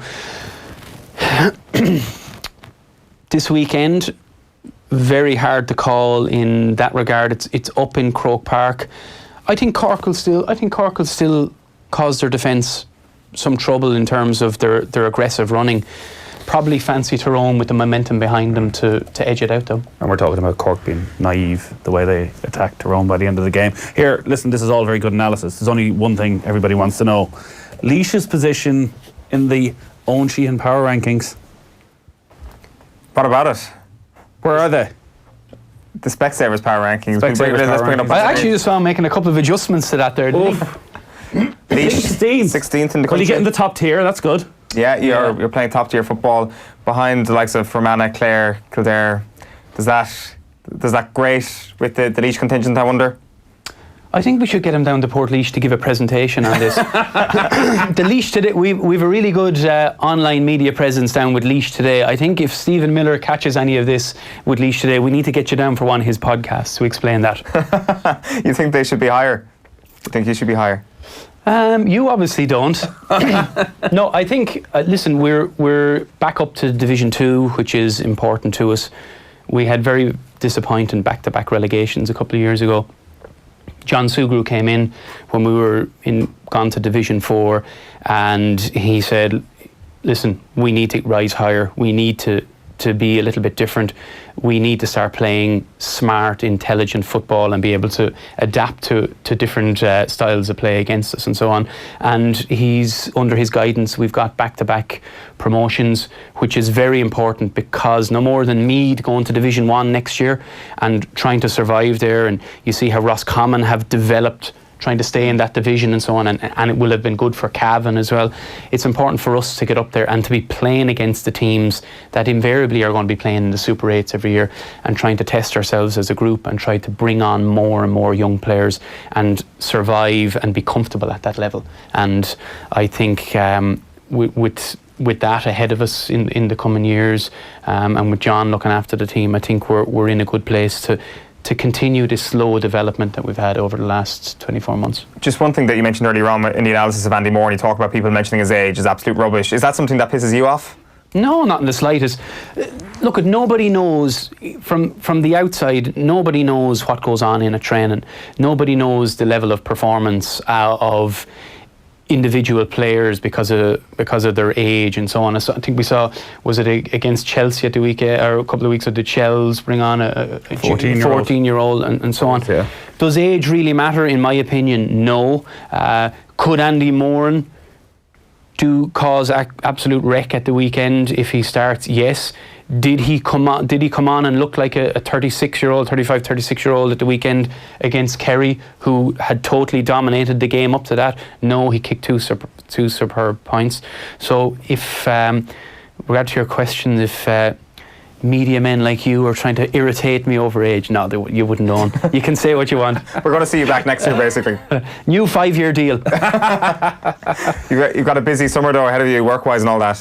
Yeah, things are going well. I'm heading up our alumni department in DCU, so we've 80,000 graduates, and we operate a lot of all our engagement strategies domestically and internationally. So be really looking forward to seeing this man back at some of our reunion events this summer. You must wake up every morning and go, my God, is this the best advertisement we can have for DCU? Well, it's not bad now. In fairness to him, there's himself and Tommy out there. They were the dream team around campus, they used to call themselves. So we're very proud. Yeah, we're very proud of them. In fairness, they're doing great work. Was tight back then. He was an impressive first-year footballer at the time. I think he discovered the media and the high life after that. Is Andy McEntee missing a trick? He might well be. We could spring him for the weekend. Listen, Ross, thanks a million for popping in this morning. My pleasure. It is 42 minutes past 8 on this Wednesday morning. We've got Phil Egan popping into studio next. But before that, we want you to have a look at this. This is the legendary Sonny O'Sullivan at our 3 20x20 roadshow last week. Yeah, I suppose when you look back at things like that, you do think you could have done things differently and got a different result. But then maybe it might have been a different result, but it still might not have been the result you wanted. So I think eventually you just have to park it and move on. And so, back then, so now I don't even think about it. But in 1997, I spent all my time trying to make up for it. And, every session, every run was as hard as I could. And it was constantly just banging my head against the wall and, not really making any kind of progress. And I was just trying to match everything that I did previously. And as we all know now, if you do the same things over and over again, and they don't work out the first time, they're not going to work out again. So eventually in the end of 97, I had to decide to just stop and start all over again, and just kind of I suppose put pre-96 away. So I call it before 96 and after 96. You have like BC and there's like 2 sections in there. And it wasn't an easy thing to do because, I believe what I was doing in the early 90s was good. I mean, it got me a World Championship gold medal, it got me world records, a whole slew of Irish records. So you kind of think you've got to do the same hard training. And so I changed coaches, and just trained differently and started to get some similar results, or results that I was happy with. And then once you see that and you get the motivation of getting a good result, then you start to believe that the work that you're doing is beneficial and it's delivering the results. So then you continue on that and you start to believe in what you're doing again, and then you forget about your old training programs and the old sessions that you did, and you don't start looking back and comparing notes, and you just go with this new life or new section of your career. And I appreciate that you're back up there competing with the best again. Sonny O'Sullivan there at our 3 20x20 roadshow last week. The full piece is available on youtube.com/off the ball. Phil Egan, what is going on? Well, we're going to start with the Open. Obviously it gets underway in Portrush tomorrow, and the players will put in their final preparation today, and some players have different preparation. Phil Mickelson in particular, a bit extreme this now, a 5-time major winner, said he lost almost 7 kilos after drinking only water and a special coffee blend for 6 days. He says the first day was tough. After that he found that he didn't crave food, felt better, energy levels were better, focus was better. So you're thinking, right, he's going to win it.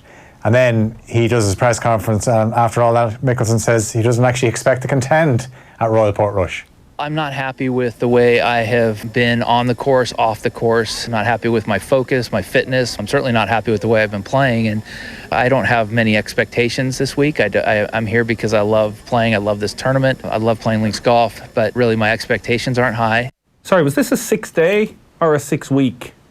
6-day. That's insane. Yeah. He looks unbelievable. Yeah. I was looking at him being interviewed last night. He lost 3 chins. Yeah. I mean, if you don't eat for 6 days, that's going to do it. But I just... Oh, is it going to do it? Because I'm thinking... He's lost 6 days. He's lost nearly 7 kilos. I'd need to not eat for about 3 weeks is the problem. But we all did a triathlon and we probably gained 6 kilos, all of us. Well...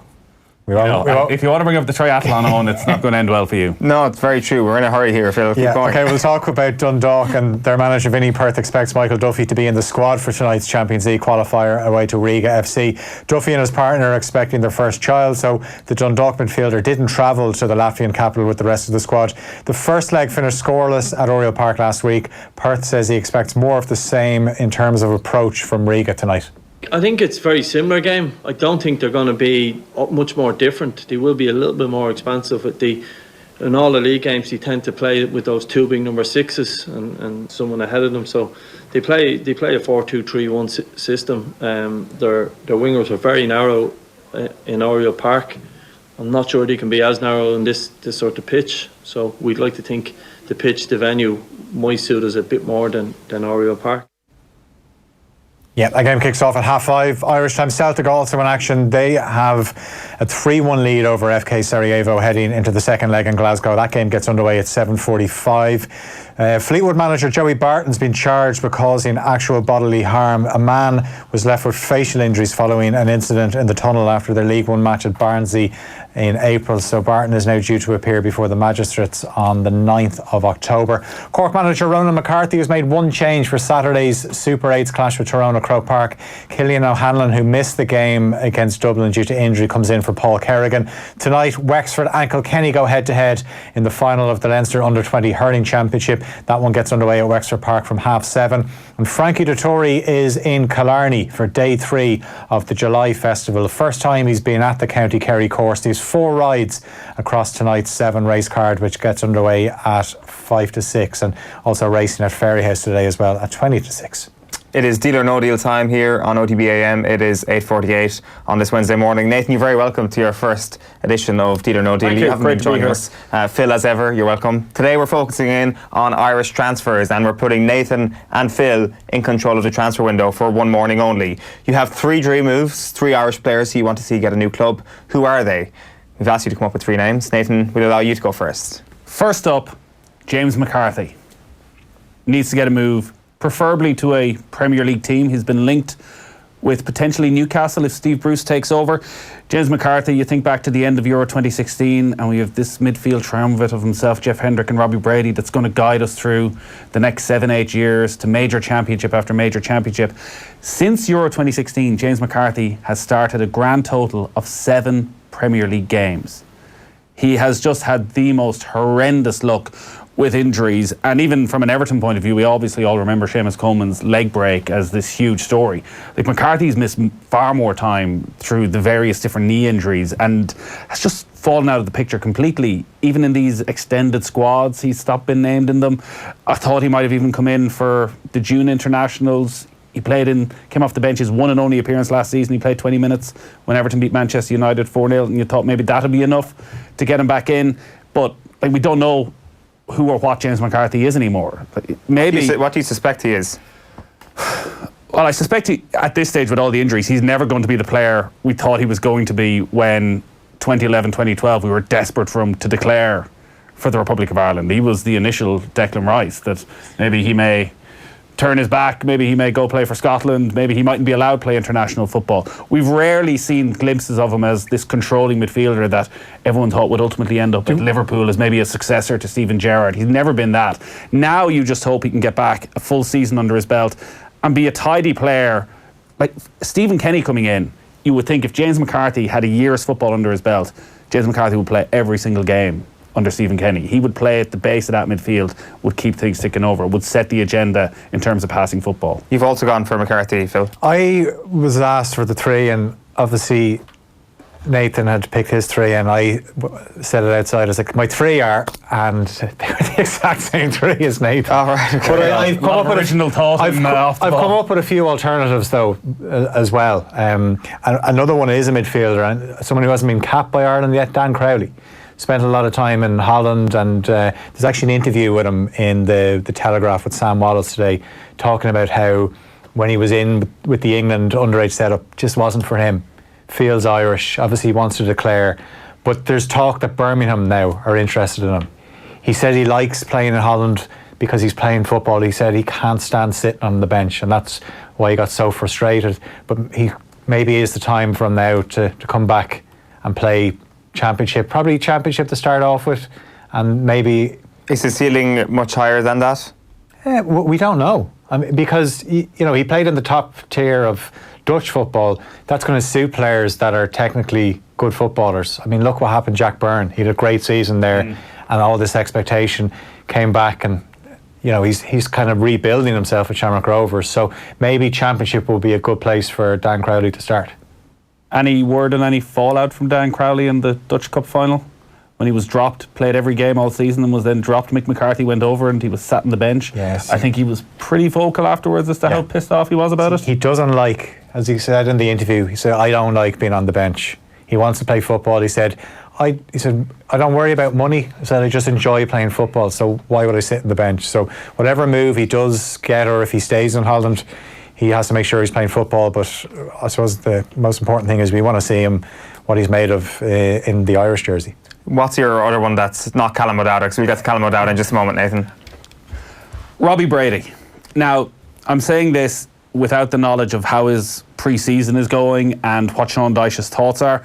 He's, again, had so many injury problems that hasn't played any football. He started, one league game, I think, since December for Burnley after recovering from injury, playing 15, 20 minutes here. The problem with Burnley is Sean Dyche is a manager.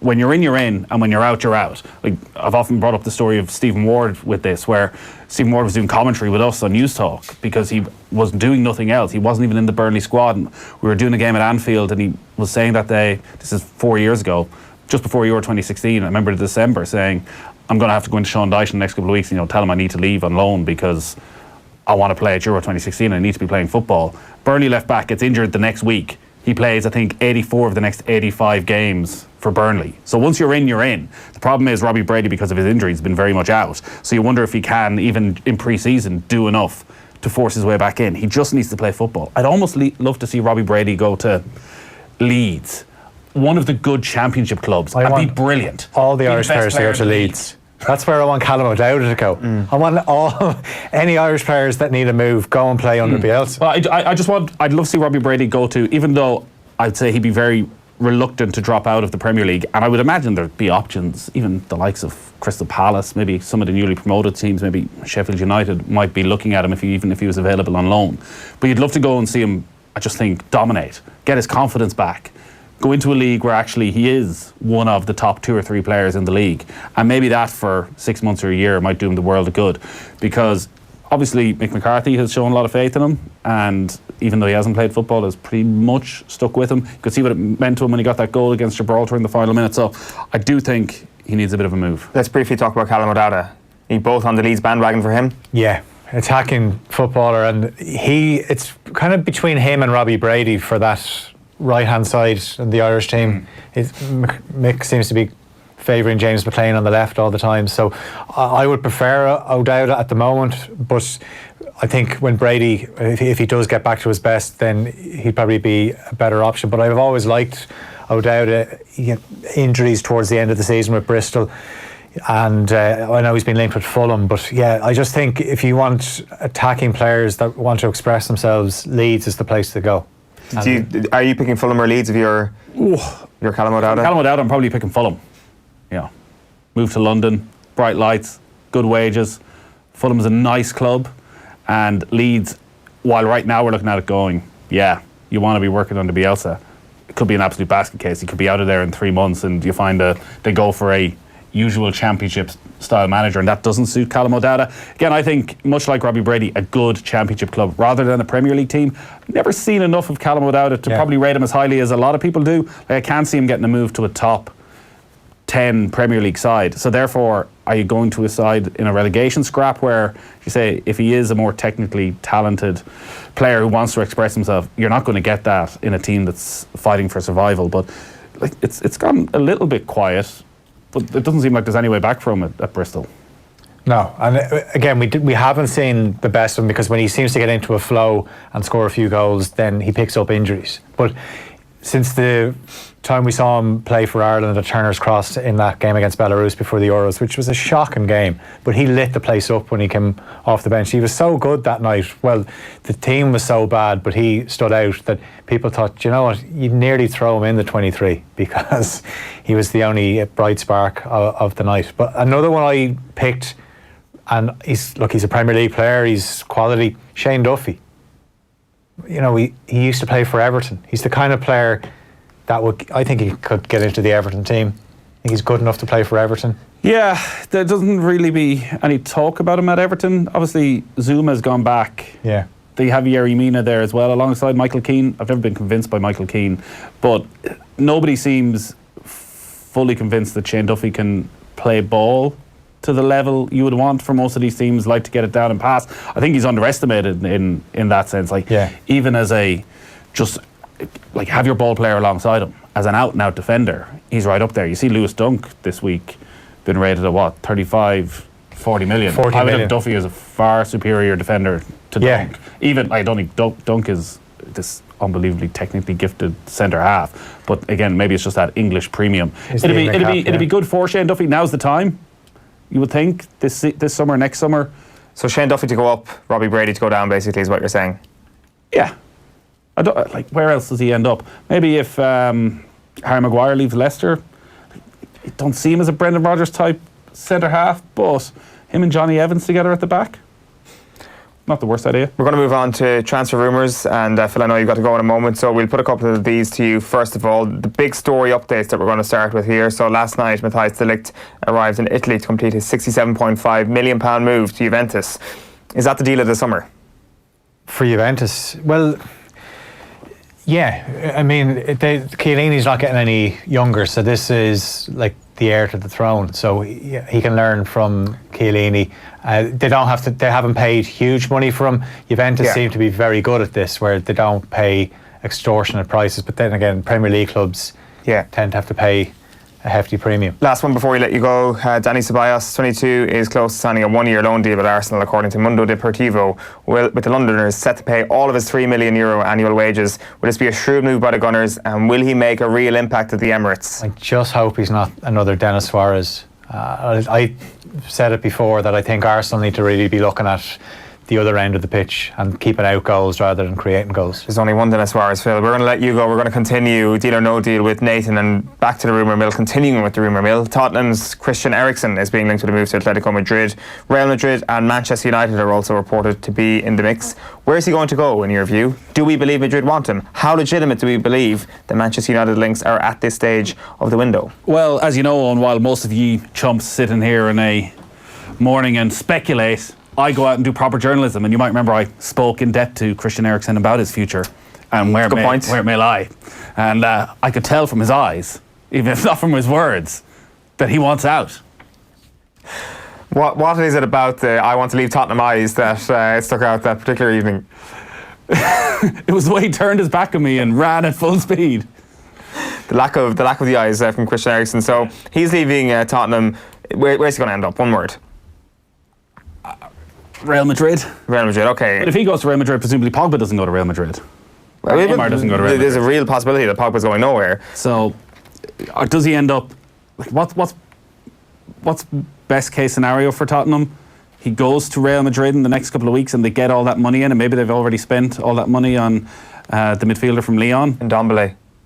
Well said. Or they end up keeping him. He's got a year left in his contract. He doesn't really want to be there. But you know how good he is? How good is he? Yeah. How good is he is the other question. There's the back of Christian Eriksen's head. That was the lack of eyes showing Nathan that he is leaving. We're going to stick with Spurs for a moment because before the summer, the Sun's Martin Lipton told OTBAM that the club would sell 6 players and buy 6 players during a summer of dramatic change.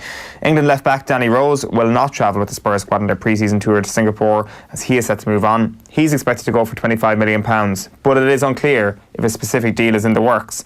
Is this the total opposite of what Spurs should be doing if they hope to add depth to their squad? Is there a Premier League club who could snap Rose up? No and yes. I think Danny Rose is brilliant. I think if Liverpool are looking for maybe Danny Rose doesn't want to be a backup left back, but if you can get him for what, 25 million? It's nothing. Yeah, it's absolutely nothing. I agree. One last Spurs story, briefly, we did touch on it earlier on. It was regarding Kieran Trippier going to Atletico Madrid. From Atletico Madrid's perspective, is this a good move? Yeah, I'd imagine so. Kieran Trippier is fine. Does anybody care about Kieran Trippier, really? The grand scheme of the world? I think he's doing pretty well to be... La Liga alight? I don't think so. I think he's been doing pretty well to get that move. If he becomes a starter for Atletico Madrid, I think that's a great move for Trippier. Yeah. It's right back. 20 million. Solid. Good deal for everybody. So, Arsenal have been linked with a summer move from Nabil Fekir. The World Cup winner is expected to leave Lyon this summer after almost joining Liverpool this time last year. And L'Équipe say Gunners are interested in the 25-year-old. Lyon, Sevilla and Valencia are also reported to be in that race. I presume it's a different club other than Lyon who's interested in signing of Lyon player Nabil Fekir. But Nathan, should Liverpool buy the Frenchman or has Arsenal? This is for Arsenal. Okay. So, we don't know about the fact that did Liverpool perhaps dodge a bullet last year because it was suggested they did if Arsenal may actually sign this player, or am I being way too harsh? My script here in front of me does say should Liverpool slip in and buy the Frenchman, but I dare say you're going to say no.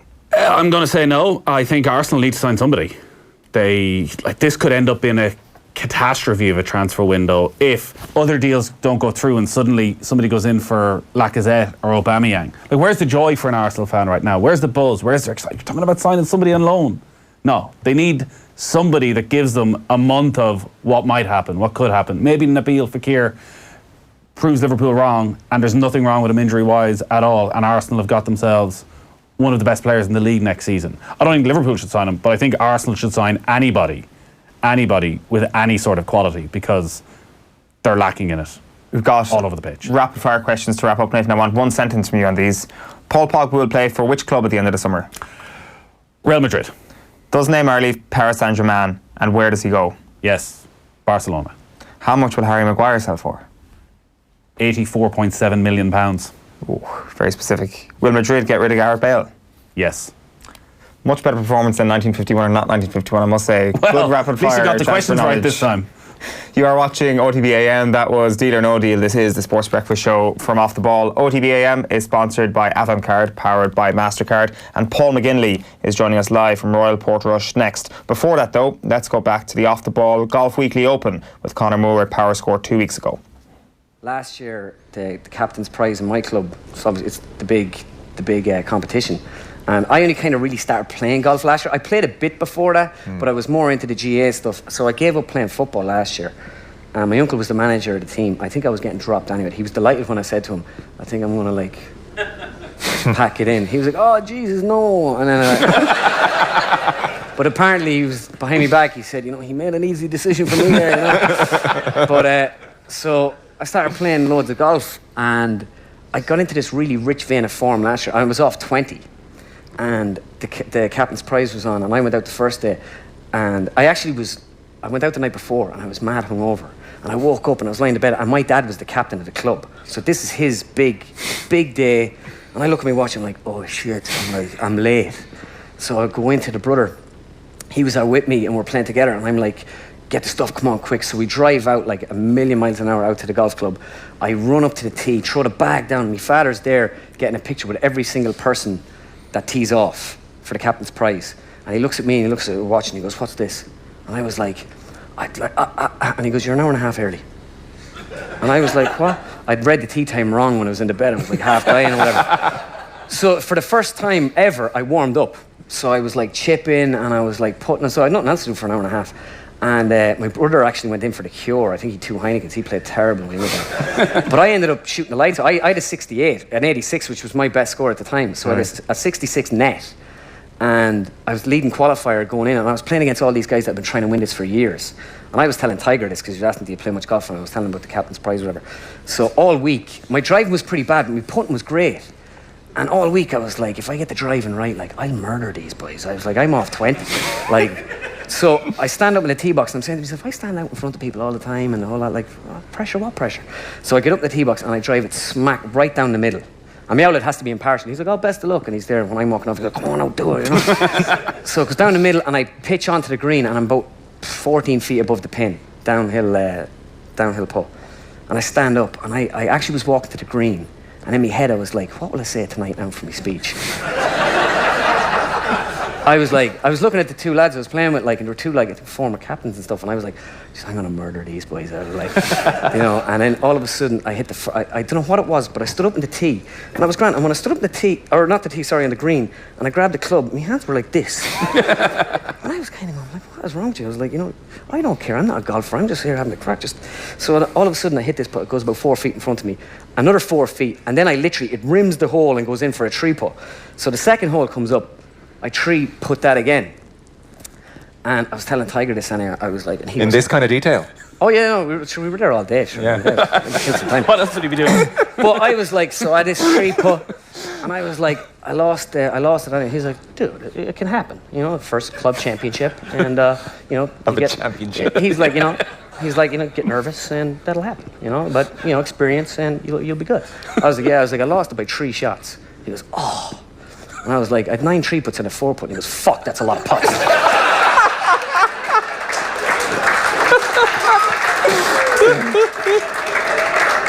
And literally, my brother was there. My brother's always telling that story. And he's like, I swear to God, boys, Tiger was disgusting. He was like, fuck, that's a lot of putts. But, Great stuff there from Conor Moore recently down at Le Hinge at the Irish Open. You can watch the full thing back on youtube.com/off the ball. It is brilliant stuff, as Nathan will attest to. But we are turning our attention to the Open. It's this weekend. It's Royal Portrush, and I'm delighted to say that Paul McGinley is on the line. Good morning to you, Paul. Morning, how are you? I'm very well, thanks. Let's get stuck into the course at play this weekend. Padraig Harrington in the newspapers this morning saying it'll be different every time you play it. There's no one way to play Royal Portrush, it seems. Yeah, I think so, particularly with the forecast that we've got, which is winds that are veering from starting in the south and all the way to the north by Sunday at some stage. And there's a constant wind switch going on, which is great. When there's variability in a test of golf, that's normally when it's very interesting, particularly when you're watching as a spectator. Paul, from a spectator's point of view, so many people will have visited Portrush for the 2012 Irish Open, or gone to the North of Ireland Championship, or have just played the course because I think it's on everybody's bucket list. The changes that they've made for this Open Championship, what are the big differences that people will see? Yeah, well, there's actually quite a lot of changes, Nathan. I'm surprised actually how much work the R&A have done on the course. I thought it was just kind of be the 7th and the 8th hole that they did in a couple of odd tee boxes here, but they haven't. For example, the second hole, the par 5, they've moved the green back 40 yards. I mean, there's been no talk about that. I certainly haven't seen it.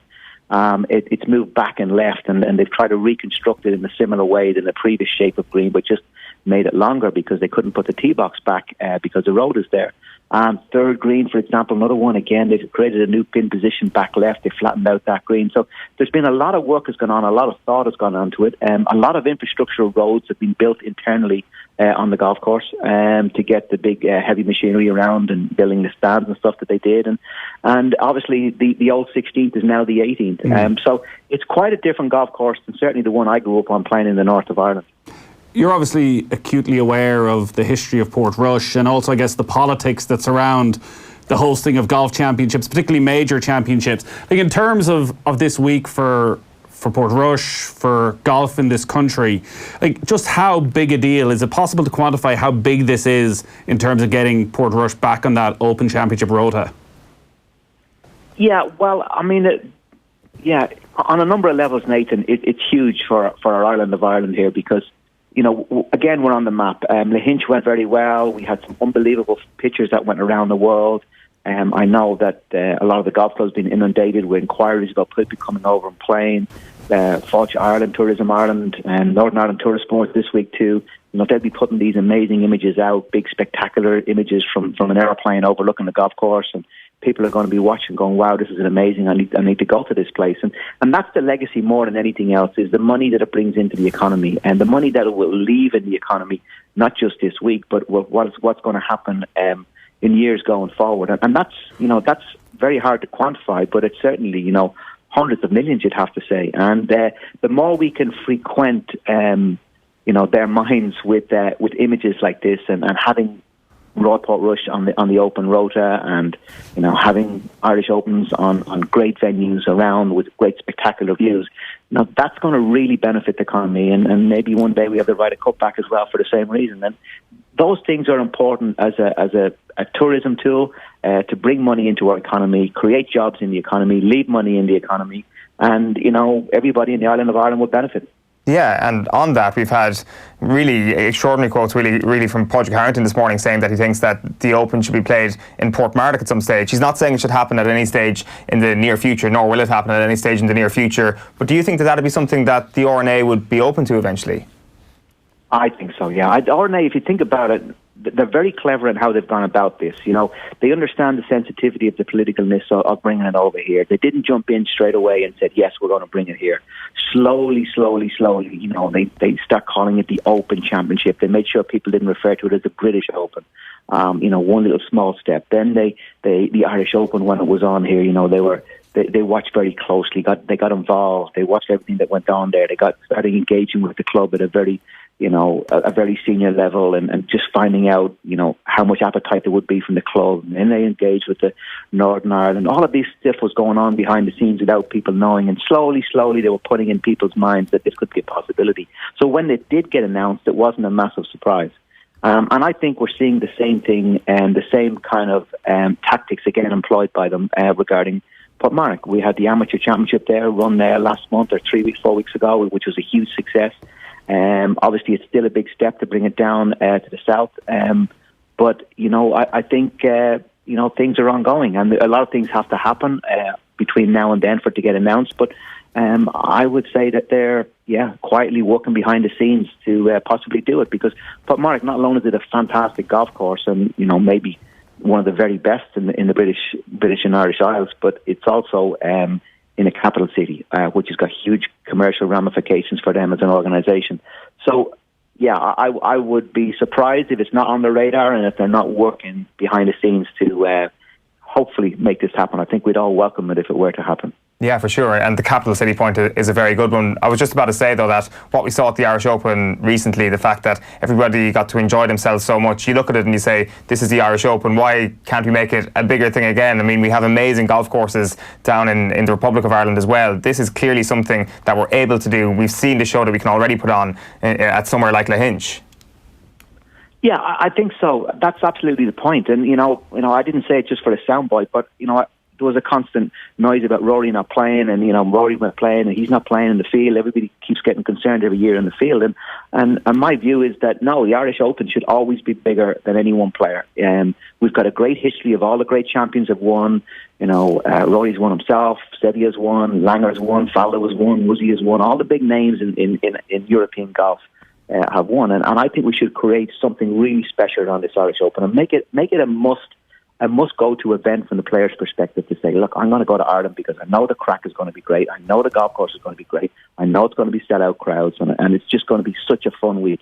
And that's how you get that. You buy in through the players' hearts rather than, trying to force them to play. It's like a can't miss event from a player's point of view, and also from a spectator's point of view. Everybody knows that a week of the Irish Open should be a great festival atmosphere where people can go and have a few drinks, have a bit of fun, but also lots of family activities as well too. And we were very cognizant of that around Lahinch, making sure that we had all kinds of facilities for all ages groups, and not just people coming down and going to drink for 4 or 5 days. That it was going to be a family atmosphere, and everybody was welcome.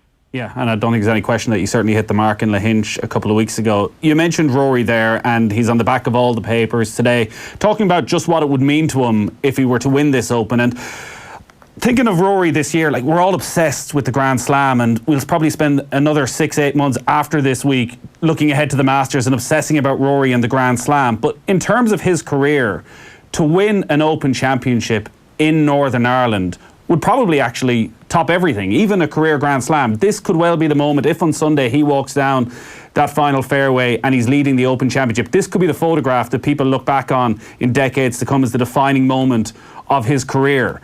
Do you look at his game and what you saw at the Scottish Open, which I think people felt maybe wasn't the test that maybe they needed ahead of the Open? Do you look at his game and see that he deserves to be the favourite heading into this week? Well, first of all, I challenge the point that this will be the crowning glory in his career. I think a Grand Slam is bigger, Nathan, to be quite honest. I think only 5 players in the history of the game have won all 4 major championships, and Rory's in the threshold of that, having won 3 of them.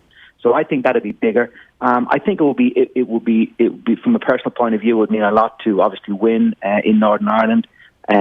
But in terms of the bigger picture, in terms of golf in his career, I think being a Grand Slam winner would be bigger, but that's just me. Everybody has different opinions on that. In terms of his golf, again, I've been saying it for most of the year and been a close watcher of Rory. This is the best golf I've ever seen him play in his whole career. The consistency that he's shown this year is off the scale compared to what he's ever shown before. Only thing that's missing from this being an unbelievable year for Rory McIlroy is winning a major championship. He's had 14 events he's played this year. He's top 10 in 10 of those 14. He's had 2 wins. And we've also seen him, display those pointy elbows, that ability to roll away from the field like he did in the last round in Canada, which we haven't seen for certainly 4 or 5 years. So there's a lot of things trending in the right way for Rory McIlroy. And can he win this week? Absolutely. There's no doubt he can win. And he is the favourite. He's the bookie's favourite for a reason. But the biggest challenge is a mental one. And for all the reasons that you said there, because it means so much to him, because he really wants to win in Northern Ireland, because he knows the golf course well, because everybody's going to be, wanting him to win and pushing him to win. There's a huge amount of expectation on his shoulders, and that's a very uncomfortable place to be for any professional athlete. No matter what the sport would be, no matter what the team would be. Dublin are facing that in the Gaelic this year. Expectation puts you in a place where it's very difficult to win, because everything, he will win or they will win, and it's a hard place to be. So that's his biggest challenge, and him and his team around him. He's got some people working on him, mentally around him at the moment, and I'm sure that's what they are working to kind of diminish it, rather than thinking this will be the crowning glory of my career. This is going to be amazing.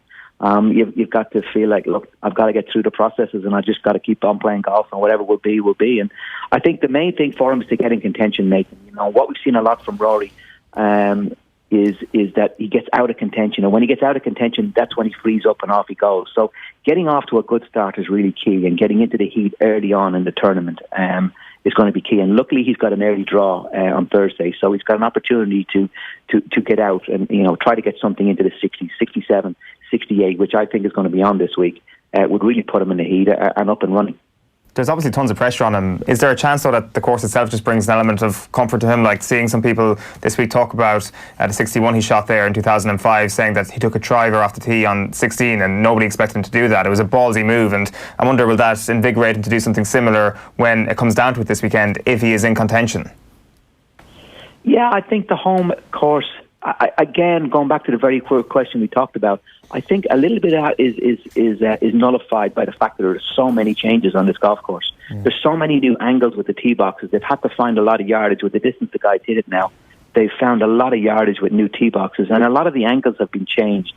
And also the fact that 2 holes are missing. There's 2 new holes in there that he would have never played. And the old 17 and 18 are gone. So there's a little bit of mitigation going on with that. I think the golf course, and looking at the forecast this week, we've had quite a bit of heavy rain here this morning. I was awake at 6 this morning, and we had a good, strong showers of rain for about 2 hours. So the golf course is going to yield good scores, I think, which will play into Rory's hands. He normally likes playing golf courses that are a little bit soft. I wouldn't say the course will not suit him. It's a course he's familiar with. He shot 61 here as an amateur. But there's a lot of competition out there. This is not like tennis where you can say, there's going to be 3 guys out of 4. I can guarantee you're going to be in the semi-final. Golf is very, very different. The standard of the 156 guys playing this week, is really high, and a lot of them are very close. And it's hard to say he's definitely going to be in contention or he's definitely going to be in contention. Earlier in the week, Paul, I think like a lot of people, you were wondering what was going on with Tiger Woods and his lack of playing time. He's only played 10 rounds, 3 tournaments since the unforgettable win at the Masters. He said yesterday he'd made a conscious decision to cut down his schedule. If I play a lot, I won't be out here that long, which is pretty honest and maybe quite sensible. I guess the question is, even with Tiger Woods, can you turn it on at a major without playing any golf the month beforehand? Can you manage your way around this golf course even without seeing very much of it? He can. Listen, he's Tiger Woods. He's arguably the greatest player we've ever seen play the game and the strongest mentally. Can he turn it on? Yes, but doing it along the schedule he's doing is the exception rather than the norm, Nathan. If you look at his performances in the last 12 months, he won the Tour Championship at the end of last year, but he played a heavy schedule going into it. I think he played 5 weeks out of 7 before he eventually won. Yes, he got to the Ryder Cup the week afterwards and he was shattered and he played rubbish. But the point was, he had played a big, heavy schedule and then that culminated in a win. If you look at earlier this year, he played a big, heavy schedule. He played 5 tournaments in something like 8 or 9 weeks going into the Masters, and then he won. So when he plays quite a lot of golf, even not major championships and sort of trends as he calls it, in towards the big majors, then that's when he sees him win. So what we've seen since that is virtually no golf. He just plays major championships, and it's very difficult to prepare, even if you are Tiger Woods, to go from one major championship and have a month off and then another major championship, which is what he's done. And that's the point that I was making. It's very difficult. Can he do it? Yes, but it's the exception rather than the norm. Well, he's essentially agreed with you. He said his game is not as sharp as I'd like to have it right now.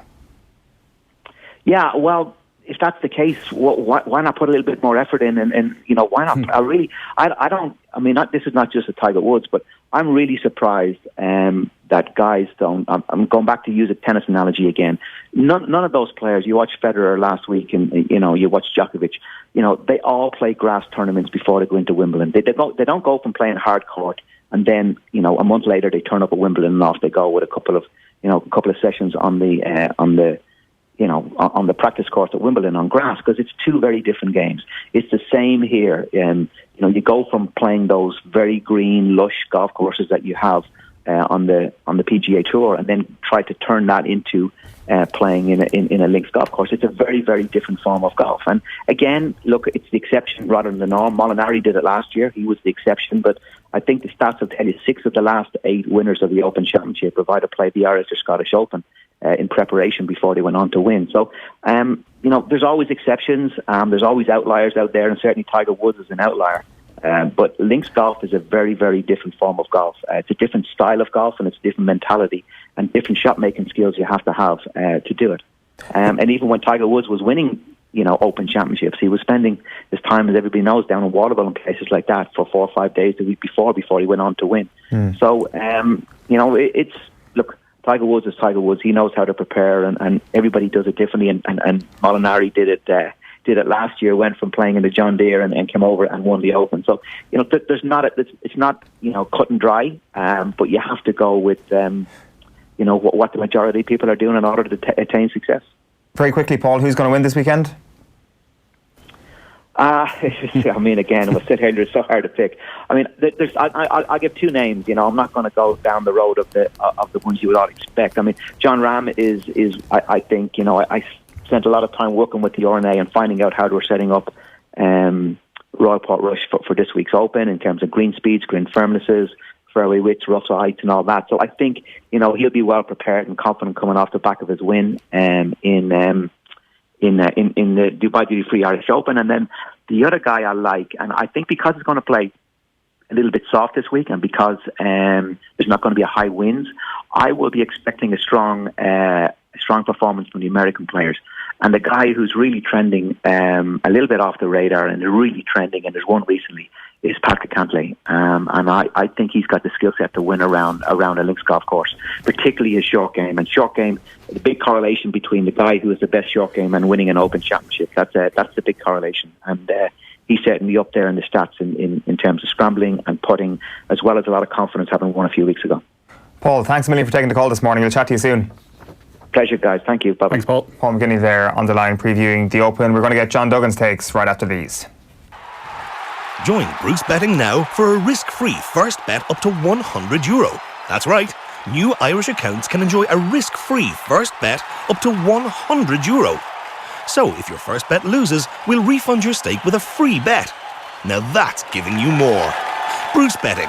In-store, online, and now on your phone. T's and C's apply. Please gamble responsibly. See dunlewy.net. Let's face it, the Irish summer has serious commitment issues. It's always late, disappears for weeks at a time, and consistently breaks its promises. But not us. At Electric Ireland, we're committed to giving you an 8.5% saving on your gas and electricity year after year after year after year. Visit electricireland.ie/join for the kind of commitment you deserve. Estimated annual bill €1,736. Average consumption, urban 24-hour, discounted unit rate, standing charge, PSO levy and carbon tax. Residential, dual fuel, direct debit and online billing. Terms and conditions apply. See electricireland.ie/EAB. Rates at 1st of April 2019, subject to change. So Patrick Cantlay and John Ram is who Paul McGinley is tipping for the Open this week. John Duggan's tips is coming up right now. John, how are you? And we seem to have frozen John Duggan on a nice looking train though. It's not a trade, first class. I was about to say first class. Looking pretty good. I think he's just shocked by the fact that Paul McGinley agreed with one of his tips. He's been completely gazumped by Paul McGinley. I think he's tipping Patrick Cantlay. Who are you looking at this week? I really like Henrik Stenson. Won a Troon, playing brilliantly over the last few weeks. I think his iron play is exceptional. He is my main bet. John Duggan, who are you going for? Good morning, John. Morning, guys. Main selection. Morning. How are we doing? Good. So we were just saying there that Cantlay and Ram is what Paul McGinley is looking at, and we do believe that you're tipping Cantlay as well? No, I'm not. No. Oh, Offtheball.com. My blog is already up. On the way to Portrush now. Rory McIlroy is the headline tip at 9-1 each way, and the others have gone for Justin Thomas at 28-1 each way. Also Sergio Garcia at 66-1, Hao Tong Lee at 110-1, and Paul Waring, the rank outside at 300-1. They're smaller bets, but I think Rory will do it this week, spurred on by the crowd at his home Open. Paul Waring, he was one of your tips for the Irish Open as well? No, he played well. He was in the top 10, finished tied 7th, and Portrush in 2012 at the Irish Open, 69-65 over the phrase, and taken him a while to get up to speed of the European Tour, but won last year, and he could be somebody who could surprise, not win, but maybe contend. So you're not going along with Stenson? I like Henrik Stenson, yeah, massively. I also like Adam Scott, whose putting is always going to be a concern, but is playing really well lately. Matt Kuchar obviously had a nightmare year off the course, but having the year of his life, 2 wins already. Older players tend to do well at the Open. And the other one, he's an idiot according to Pete Cowan, but Matt Wallace. So I think all of them are in around 33-50-1. They're my 4. John, what's your hope on Tiger this weekend? My hope is that he contends and plays well and does himself justice, but I would have to think there's something physically there with Tiger, given the lack of competitive golf that he's played since the Masters. It doesn't really make sense to me unless it's a physical issue. And the fact that he said at his press conference yesterday that he wanted to stay out as long as he could on tour would suggest to me that the back is still not 100%. His caddy's great and he can learn things and maybe try the stinger shot and all that kind of thing, but there's nothing like competitive golf. 8 of the 9 winners of the Open in the last 9 years have played the week before, and I don't think Tiger Woods is match sharp to win the Open this week, as talented as he is at links golf, and I'll be looking elsewhere. The likes of Rory, John Ram, Matt Kuchar, players been playing well, in form. And we appear to have lost John Duggan once again on his train up to Royal Portrush. We do promise we'll get a full sense of what's going on up in Portrush tomorrow morning with John Duggan. He'll be back on here on OTBAM from 7:30. Nathan Murphy, thanks a million for popping in. Cheers, Owen. We didn't even get into Mayo too much this morning. We had a comment from Bigger Forum earlier on, kind of wishing you his best in terms of commiserations and all that sort of thing. Did he question the energy levels of the Kerry team? He didn't do that. We are very excited about our next Super Valley GAA Roadshow. It's in Dr. Crokes Killarney on July 31st. It's Nathan going down to Killarney for the first time this summer. He'll be presenting alongside Kieran Donaghy, Darren O'Sullivan, Pat O'Shea and Sean Boylan, with more guests to be announced. I am not. Tickets are free, but you must register before the event. offtheball.com/events is where you get that. So some great stuff coming up on OTB Sports Radio across the day. There's a Golf Weekly special coming up from 12 o'clock, OTB Gold with Gooch at 1 o'clock, Paul Rouse and the History of Golf at 2 o'clock, and a retro panel on Sport and the Rising from 4 p.m. this afternoon. You can listen to OTB Sports Radio all the time over at offtheball.com/radio. You can get it on the TuneIn app, but the best place to get it is on the Go Loud app. You can download that. And that is our lot this morning from OTBAM. Thanks a million for joining us. Stephen and Phil, thanks for coming in to us this morning. That's the line from yesterday morning. Nathan and Phil, thank you very much for coming in to us this morning. We're back from 7:30 tomorrow morning. Chat to you then. OTB AM.